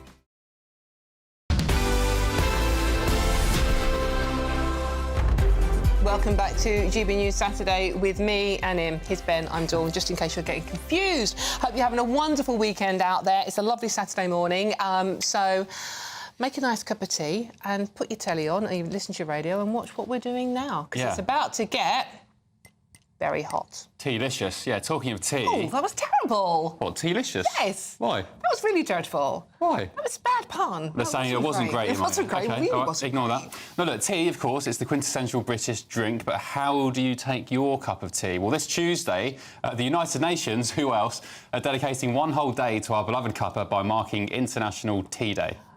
With a new survey finding that a staggering 98% of Brits drink tea every day, and perhaps more shockingly that 70% of Brits now choose tea over alcohol. Hello.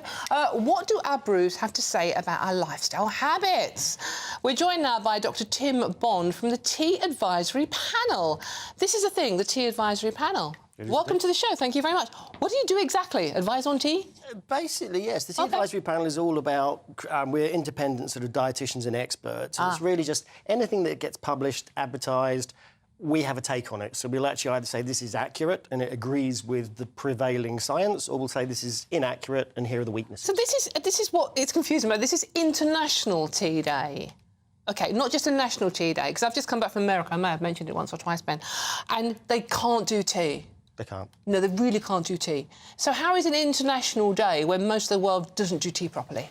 Well, International Tea Day is all about looking at the culture, looking at the heritage, looking at the health benefits, so positive impacts on cardiovascular disease, blood pressure, hydration, obviously, fluoride for tooth health, but also looking at the cultural links we have with the countries that produce tea, so East Africa, India, China, and actually looking at rural development and sustainable livelihoods. So that's what International Tea Day is all about. And just thanking everyone. When we pick up our tea and have a swig of it, there's millions of people around the world that are involved in getting that tea to you. Not just the growers, not just the blenders and retailers, but all the people in between. OK, can you do some real-time advising? How long should you leave your tea bag brewing for in the cup? Black tea, normally 3 to 4. I leave mine for 5. Really? Got to remember, colour is flavour, but colour's also health. Well, we've got a chart coming up on the screen. Sorry, radio listeners, but it's a numbers and letters chart with different gradients of tea. So very, very weak, lots of milk. I mean, it looks like a glass cup of milk. Yeah, going from A6, which is black, so there's no milk in it. So, Dawn, which is your favourite? I do like it strong and dark, so I would probably go for an E4, which is quite dark, is it, I think? Yeah? What about you? Slightly weaker, though fairly, still not too weak. D3, I think, for me. And Tom, as the expert?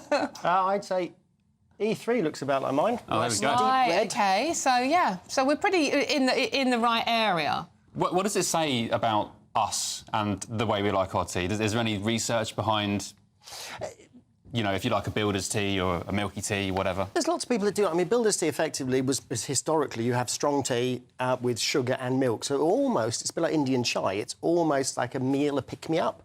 So if you are someone who's out and about a lot, builder's tea is fine. A lot of work is done actually by the tea blenders and brokers to actually give you the best tea that will deliver in 3 to 4 minutes, the best flavour. And really it comes with health as well. So the more actually colour and flavour you get, actually the more health properties you're getting out. So we would advise just to leave it a little bit longer. Don't be so impatient. I do 2 minutes. Is that too... green or black? Or herbal? Well, normal English breakfast tea. OK.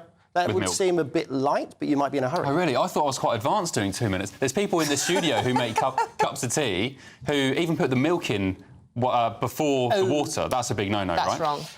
It doesn't really let all of the goodness infuse out. So, yes, it sort of stops it. But a lot of people do it because they brew to colour. But tea is much more than having a cup of tea in this country, isn't it? We have, the first thing you do, whether it's good news or bad news, is you put the kettle on. How has that become such an important part of British life, almost? Well, I think it's fairly normal. Actually, you've got to remember sort of putting the kettle on and brewing the tea is a bit of a pause. So we're also quite sociable over tea. We like to talk about the weather when we make tea at home or actually in the office. You don't normally do it. Only about 25% of us do it sort of standing by ourselves. It's a time to sit, reflect, have a bit of a chat. So I think it's that pause for thought that's come in. Oh, a good point. But there's lots of good science actually that says tea actually is very good at reducing your stress levels, actually allowing you to sleep longer, and actually make you feel less anxious. Because that's interesting, because it has got caffeine in it. Most teas have caffeine in it. It's the tea I'm drinking now, and you wouldn't associate that with good night's sleep and being less anxious. Well, it's interesting. There are studies out there actually in the last couple of years showing that actually if you drink tea throughout the day, it does not in fact impact your sleep. Ah, OK. So there's lots of those things, but also tea contains something quite unique. It contains roughly half the caffeine of a strong cup of coffee, but it's also got an amino acid in there called L-theanine, which is it's unique in the UK diet, which helps sort of modulate the effects of caffeine.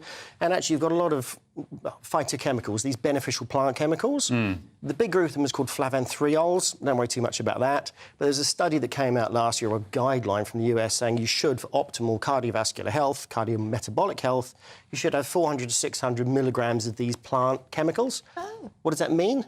You'll get that from fruits, vegetables, but 4 cups of tea would give you that for optimal. There's quite a lot of, how do you pronounce it, flavanols? Flavanthriols or flavonoids. Flavanols in green tea. Am I right in saying that? There's an equal number in green and black. Yeah. The issue is when you make green tea and you convert it to black in a factory, effectively you're just building it up like a series of bricks. Yeah. So you've got the same amount, but they're more difficult to measure. So black and green are as healthy as each other. Can I just get one more quick question in? Go on, because it is a big football weekend, and obviously a lot of football fans won't be having... We need you guys... Won't be having a cup of tea, will we? To do a job. OK, so what do you make of this, the fact that alcohol is dying out and we're drinking more tea? I think it is a trend. I mean, we're seeing the rise in the dry drinkers. Our actually real-world survey showed that sort of 30 to 49-year-olds are the most likely to actually substitute tea for alcohol. And it's probably related to busy lifestyles, but, you know, if tea can actually de-stress you and help you sleep, and there's no residual hangover, why not? Yeah. I reckon tea over vodka for me. I can't deal with the hangover. I'll drink to that. And this is tea, honestly. And Dickie, on gbnews.com/, you say, rather than looking at tea, shouldn't the United Nations be concentrating on what they were set up for, which is defending world peace? Oh. Great job there, boys. In 10 seconds, why is the UN involved in this? It's basically looking at sustainable livelihoods and culture. Right. They're a global organisation. They focus on many things and have many national and international days. Got it. Oh, we're having a cup of tea. Come on, let's get on with it. Dr Timbon, thank you very much for joining us this afternoon. Thank you. All right, let's get your news headlines with Sam Francis.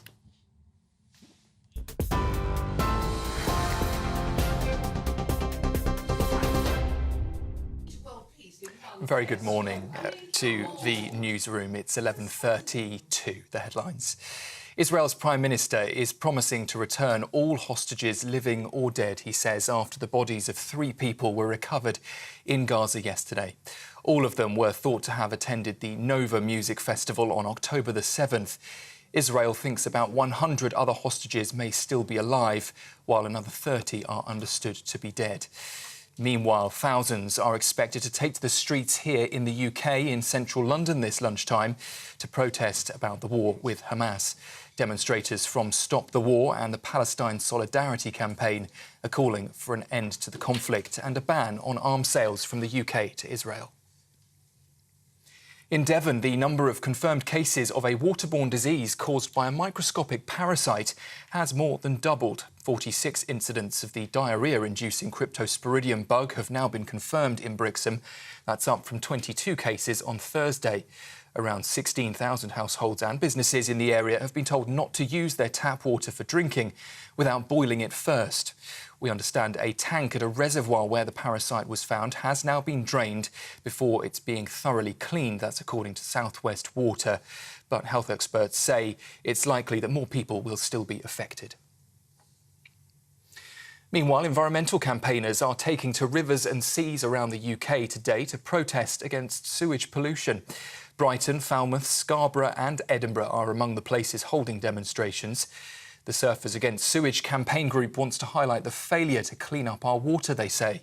Water companies, though, insist they are making improvements to sewage systems.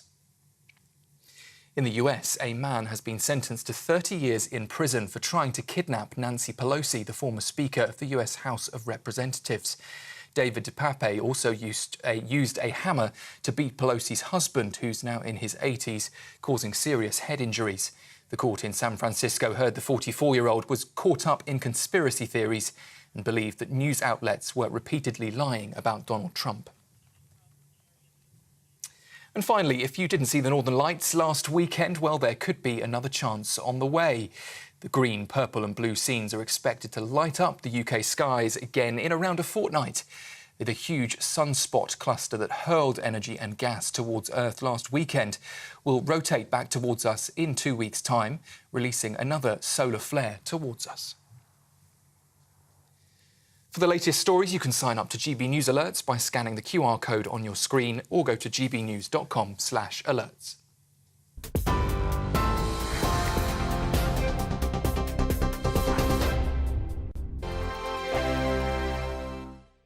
Sir Jacob Rees-Mogg's State of the Nation, Monday to Thursday from 8 p.m. This is not the time for Panglossian spin. Last week's election results were a thumping defeat for the Tories and a warning of what is likely to follow at a general election. Although Labour under Keir Starmer is not as popular as New Labour under Blair, the electorate is wary of a Conservative Party that has no vision. All they seem to offer is an arguably competent management of the status quo, which the Labour Party seeks to mimic. Yet the status quo is not good enough. Public services are not of a satisfactory standard at the moment. HMRC cannot be bothered to answer the telephone and sets response targets that it doesn't meet. Minor motoring infringements lead to driving bans. Unnecessary checks on safe food from the EU will push up prices and stop some goods coming in. The government seems set on managing for the concerns of the manager, not for the voters. This needs to change. The little inconveniences of life must be removed and officialdom must work for the citizen, not the other way round. Legal migration needs to be reduced further as it harms the standard of living of the poorest the most. It can be brought down by ministerial action and does not need primary legislation. Illegal migration must be dealt with more promptly and flights to Rwanda need to become a reality. The war on the motorist must stop. 20 mph speed limits removed as even the Welsh government has realised they are useless and annoying. And the power of councils to fine for trivial infringements must go. These little routes just make people's lives a little bit more difficult. Green policies that make us cold and poor need to be suspended. Surcharges on electricity ought to fall on the state, not on the consumer or business, making us less competitive. And the ambition for net zero should be delayed until there's affordable technology or other countries begin to catch up. Trust the people is a better slogan than coalition of chaos. 2024, a battleground year. The year the nation decides. As the parties gear up their campaigns for the next general election. Who will be left standing when the British people make one of the biggest decisions of their lives? Who will rise? And who will fall? Let's find out together. For every moment, the highs, the lows, the twists and turns. We'll be with you for every step of this journey. In 2024, GB News is Britain's election channel. We're GB News, and we come from a proud tradition of British journalism. That's why I'm so excited to be here. It's something so new. The first news channel to be launched in Britain in over 30 years. Launched to represent the views of the British people. To go where other broadcasters refuse to go. How did you find out about the story in the first place? Launched with one aim. To be the fearless champion of Britain. It's an absolutely fantastic atmosphere here. This is GB News. The People's Channel. GB News, Britain's news channel.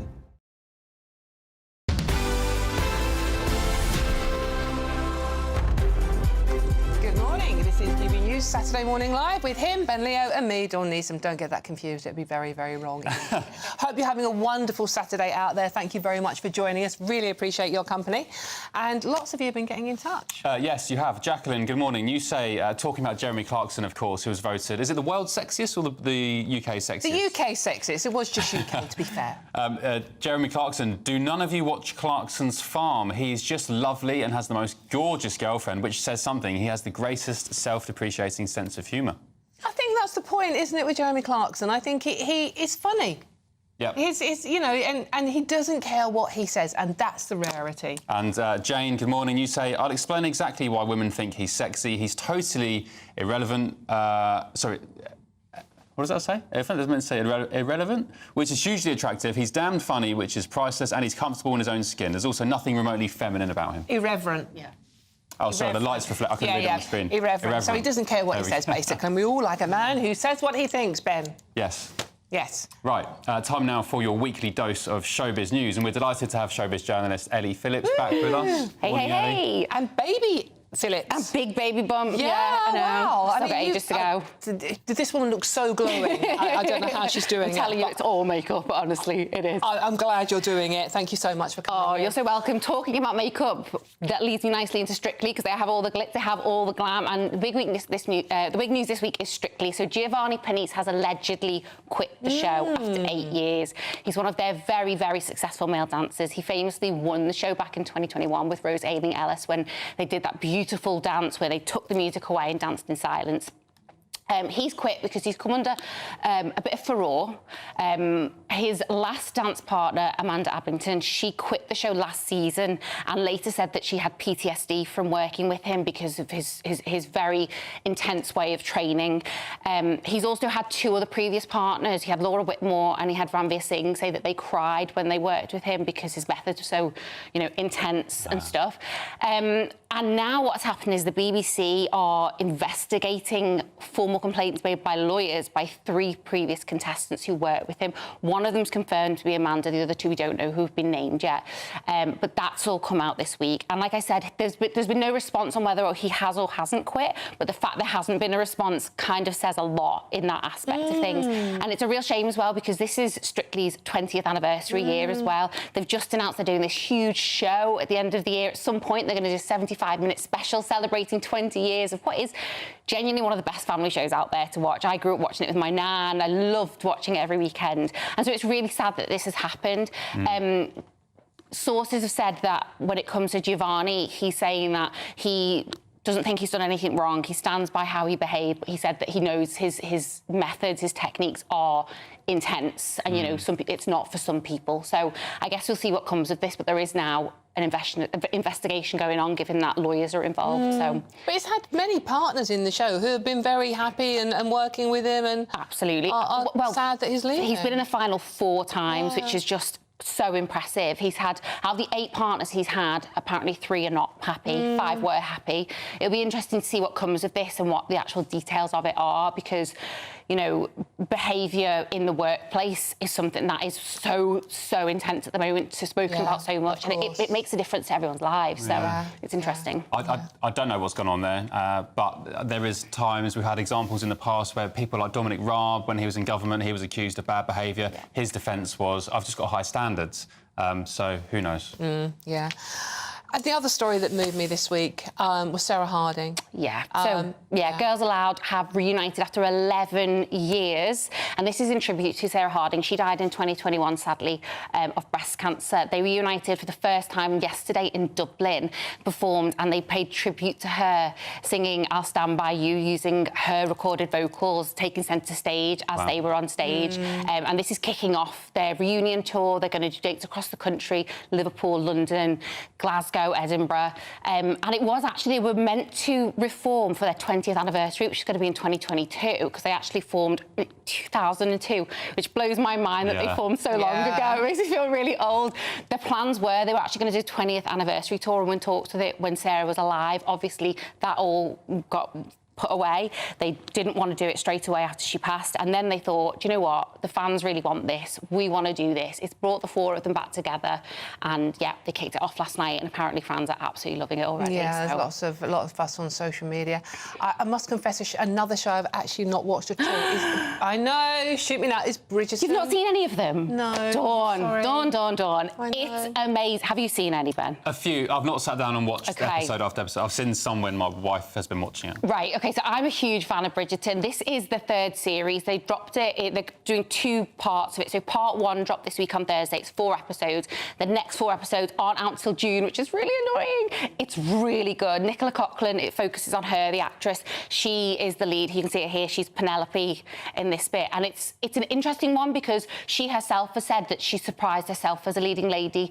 She's larger than you see most leading actresses. They're usually really, especially in Bridgerton, they've all previously been very skinny, typical, if you will. And she's come through as this. She is the star of these, and it's really good. And the story essentially follows, the kind of idea of it is, can you fall in love with your best friend? If you have a solid friendship with someone, can that develop and be love and be romantic? Always risky. Yeah, so it's really, really good. It's got the raunchy, which everyone loves. I love it. I binge watched the 4 episodes because I can't help myself. And I cannot wait for the next 4 to come out either, so definitely watch it. And just finally, very quickly, Ellie, because we've been mentioning it, Anne Robinson and Kim Miller's ex-husband. What do you make of that one? I love it. I'm all for it. I think it's great because, you know, she's openly says, you know, I'm from a working class background.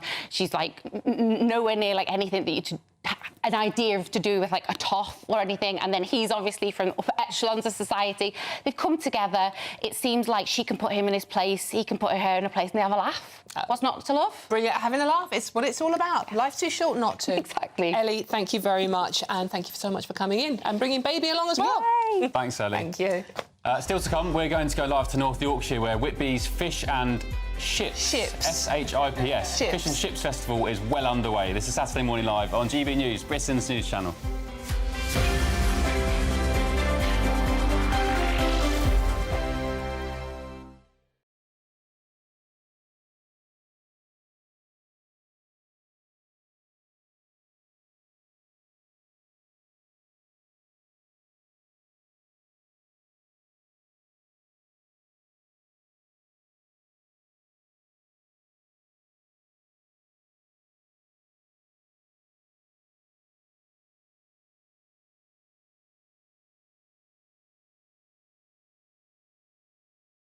Join me, Camilla Tominey, every Sunday at 9:30 when I'll be interviewing the key players in British politics and taking them to task. This report basically says that he's not fit to stand trial. With an upcoming election looming over Westminster, now is the time for clear, honest answers. I agree. And that's precisely what I'll get. Is he indecisive? Incompetent? That's the Camilla Tominey Show at 9:30 every Sunday on GB News, the People's Channel, Britain's election channel. Are the newspapers getting you down? My wife didn't divorce me that month. Struggling to separate the wheat from the chaff? I know that it's a bit of a circus at the best of times.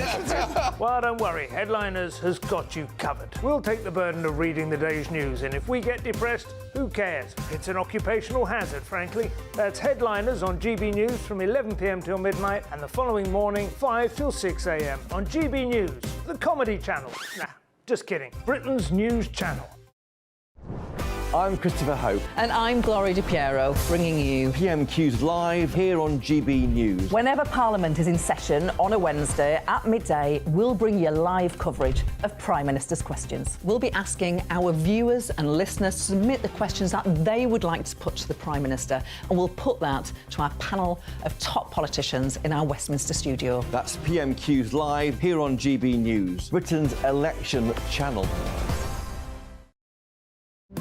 GB News is the home of free speech. We were created to champion it, and we deliver it day in, day out. Free speech allows us all to explore and debate openly the issues most important to us, our families, and of course, the British people. Having challenging conversations to enlighten each other. Which is why we hear all sides of the argument. We are the People's Channel. We will always stand by the freedom to express yourself. On TV, radio and online. This is GB News, Britain's news channel.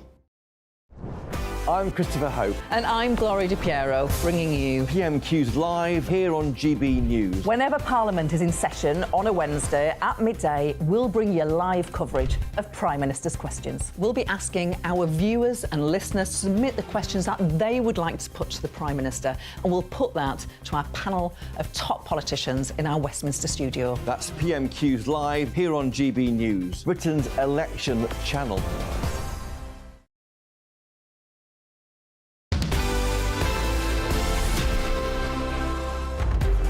Welcome back. Happy Saturday. This is GB News Saturday with Ben and me, Dawn Needham. Now, don't forget to keep sending your messages in about what we're talking about, what you want to talk about. It's Saturday, anything you want to have a chat about, and we will discuss them further. We've got some great messages coming in, so let's see what you've been saying. Yes, good morning to you all. Leslie, you say, talking about the tea, I used to have Yorkshire tea until they went woke and told us that if we didn't like their views, then they didn't want to sell us their tea. Dickie says, says, what happened with Yorkshire tea? Can you remember? No, I can't remember. How did I remember work? something. I can't remember the exact incident. Dickie, you say the professionals on Strictly Come Dancing have a short period of time to whip a sometimes totally inappropriate or inadequate celebrity into shape where they can perform a dance well. These are highly competitive professional dancers who want to win. Of course, they have to be tough on their celebrities. And Carolyn, good morning. You say, it's about time we stopped the pro-Palestine marches. In whichever city they're doing it in the UK, our police are so stretched and it is pandering to protesters. Yeah, lots of messages coming in on that one, but do keep them coming in. That's how you do it. On the screen there, I can't be bothered to read out because it's too long. gbnews.com/you'll say. Yeah, fine. Any case. Right, I can do this bit, though. Go on. Because it's good, this is lovely. It's the Great British Giveaway, your chance to win £20,000 cash in time for summer. Yeah, we are having one, evidently. But what would you spend it on? A dream holiday, get the garden done, that's not that exciting, or perhaps treat the family? Well, you have to hurry as time is ticking. Your chance to make it yours, and here's how you do it. It's the biggest cash prize we've given away to date. An incredible £20,000 that you could use however you like. And because it's totally tax-free, every single penny will be in your bank account to do whatever you like with. £20,000 in tax-free cash really could be yours this summer. Hurry, you've got to be in it to win it. For another chance to win £20,000 in tax-free cash, text WIN to 63232. Text costs £2 plus one standard network rate message. Or post your name and number to GB05, PO Box 8690, Derby DE1 9TT. UK only. Entrance must be 18 or over. Lines close at 5 p.m. on the 31st of May. Full terms and privacy notice at gbnews.com/win. Please check the closing time if listening or watching on demand. Good luck.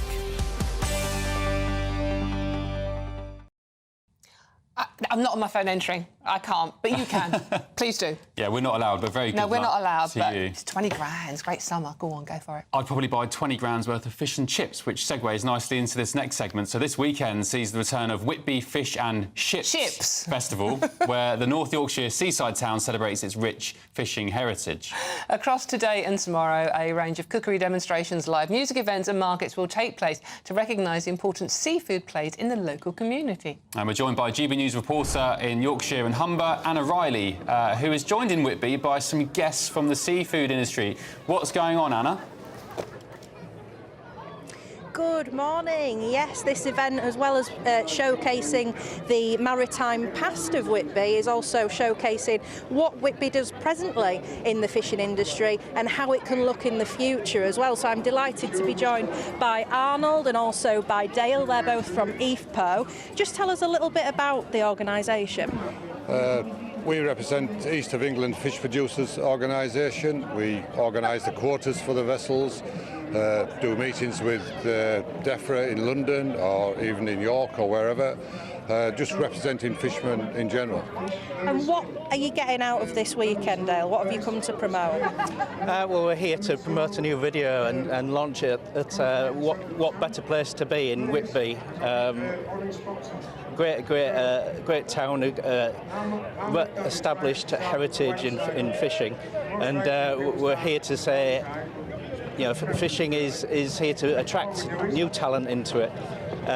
You know, sometimes media gives a negative portrayal of the industry about crashing stocks, but in reality, the likes of cod and haddock and whiting, for example, in the North Sea, we haven't seen at levels for many decades, actually. So this is a great time to actually be coming into the industry. It's more vibrant than ever, not just on fishing boats, but also in the seafood supply chain and the various other industries that make the industry a vibrant one. And like you say, this weekend's a great way to showcase the fishing industry. What are you going to be showing in this video, and why do you think more people should get into the industry? We're going to be showing all aspects of fishing. It's not just actually going to see on the boats for men or women. There's office staff required, there's auctioneers required to sell the fish. There's a multitude of talent that we're hoping to attract today. Fantastic, and it tastes delicious as well, doesn't it? There's a lot going on here. We've just in front of us, we've got a battle reenactment, so stay with us on GB News throughout this afternoon. We'll be covering the Whitby Fish and Ship Festival all this afternoon, and if you're in the area, get on down. It's certainly fantastic, a lot going on, and a great way to showcase Whitby, its history, its future and its present. Anna, thank you so much. Very jealous. I should be there, I think. I love fish and chips. What's your order in the chippy? I'm really hungry now. I'll just go for some chips with loads of vinegar on at the seaside, loads of vinegar. No fish? No, yeah, I don't like the battered fish thing. Sorry, Whitby. Cod and chips for me, Whitby. mushy peas, bit of curry sauce, and I don't normally drink fizzy drinks, but maybe a can of Coke What or about something. battered sausage? No, definitely not. No? 100%, never. Gherkin? Hate them, hate sausages. Oh, OK. Right, OK, well, that's the end of that conversation on then, that isn't it? bombshell. Quite like a sausage myself. Sorry. It's a Saturday, come on, let me get away with that one. In any case, that's been the end of a wonderful show. I've really enjoyed it, but up next is Darren Grimes, so don't go too far. But have a wonderful weekend. Thank you for joining us. He's been Ben Leo, I've been Dawn Neeson, and enjoy the rest of your weekend. A brighter outlook with Box Solar, sponsors of weather on GB News. Hello, welcome to your GB News weather forecast from the Met Office. Sunny spells for some today, but also some heavy showers in the south, and some of these could turn thundery as well. So looking at the bigger picture, we've got higher pressure situated out towards the west, but low pressure in the east, and this has given a focus for some cloud and patchy outbreaks of rain across the southeast this morning. So through the rest of the afternoon, we have got heavy showers breaking out, especially across Wales and the southwest of England. Here, Met Office have got a yellow thunderstorm warning in force, so there could be some difficult driving conditions. Elsewhere, sunny spells, low cloud lingering in the east of Scotland, but feeling warm in that sunshine with highs of 23 degrees. So through the rest of the day, heavy showers continuing across Wales and southwest England, with the weather warning still in force until 8 p.m. this evening. Cloudy conditions across the southeast, but plenty of sunshine across East Anglia and northern England. Some showers breaking out across Dumfries and Galloways, and also the Cairngorms, where these could also be heavy, containing some thunder. Some low cloud persisting across the eastern coast, so feeling cooler here, but in the sunshine, feeling pleasant. So through this evening, heavy showers continuing across the Cairngorms, generally easing, and the showers across the south, west and Wales also easing later in the evening. Elsewhere, turning drier, plenty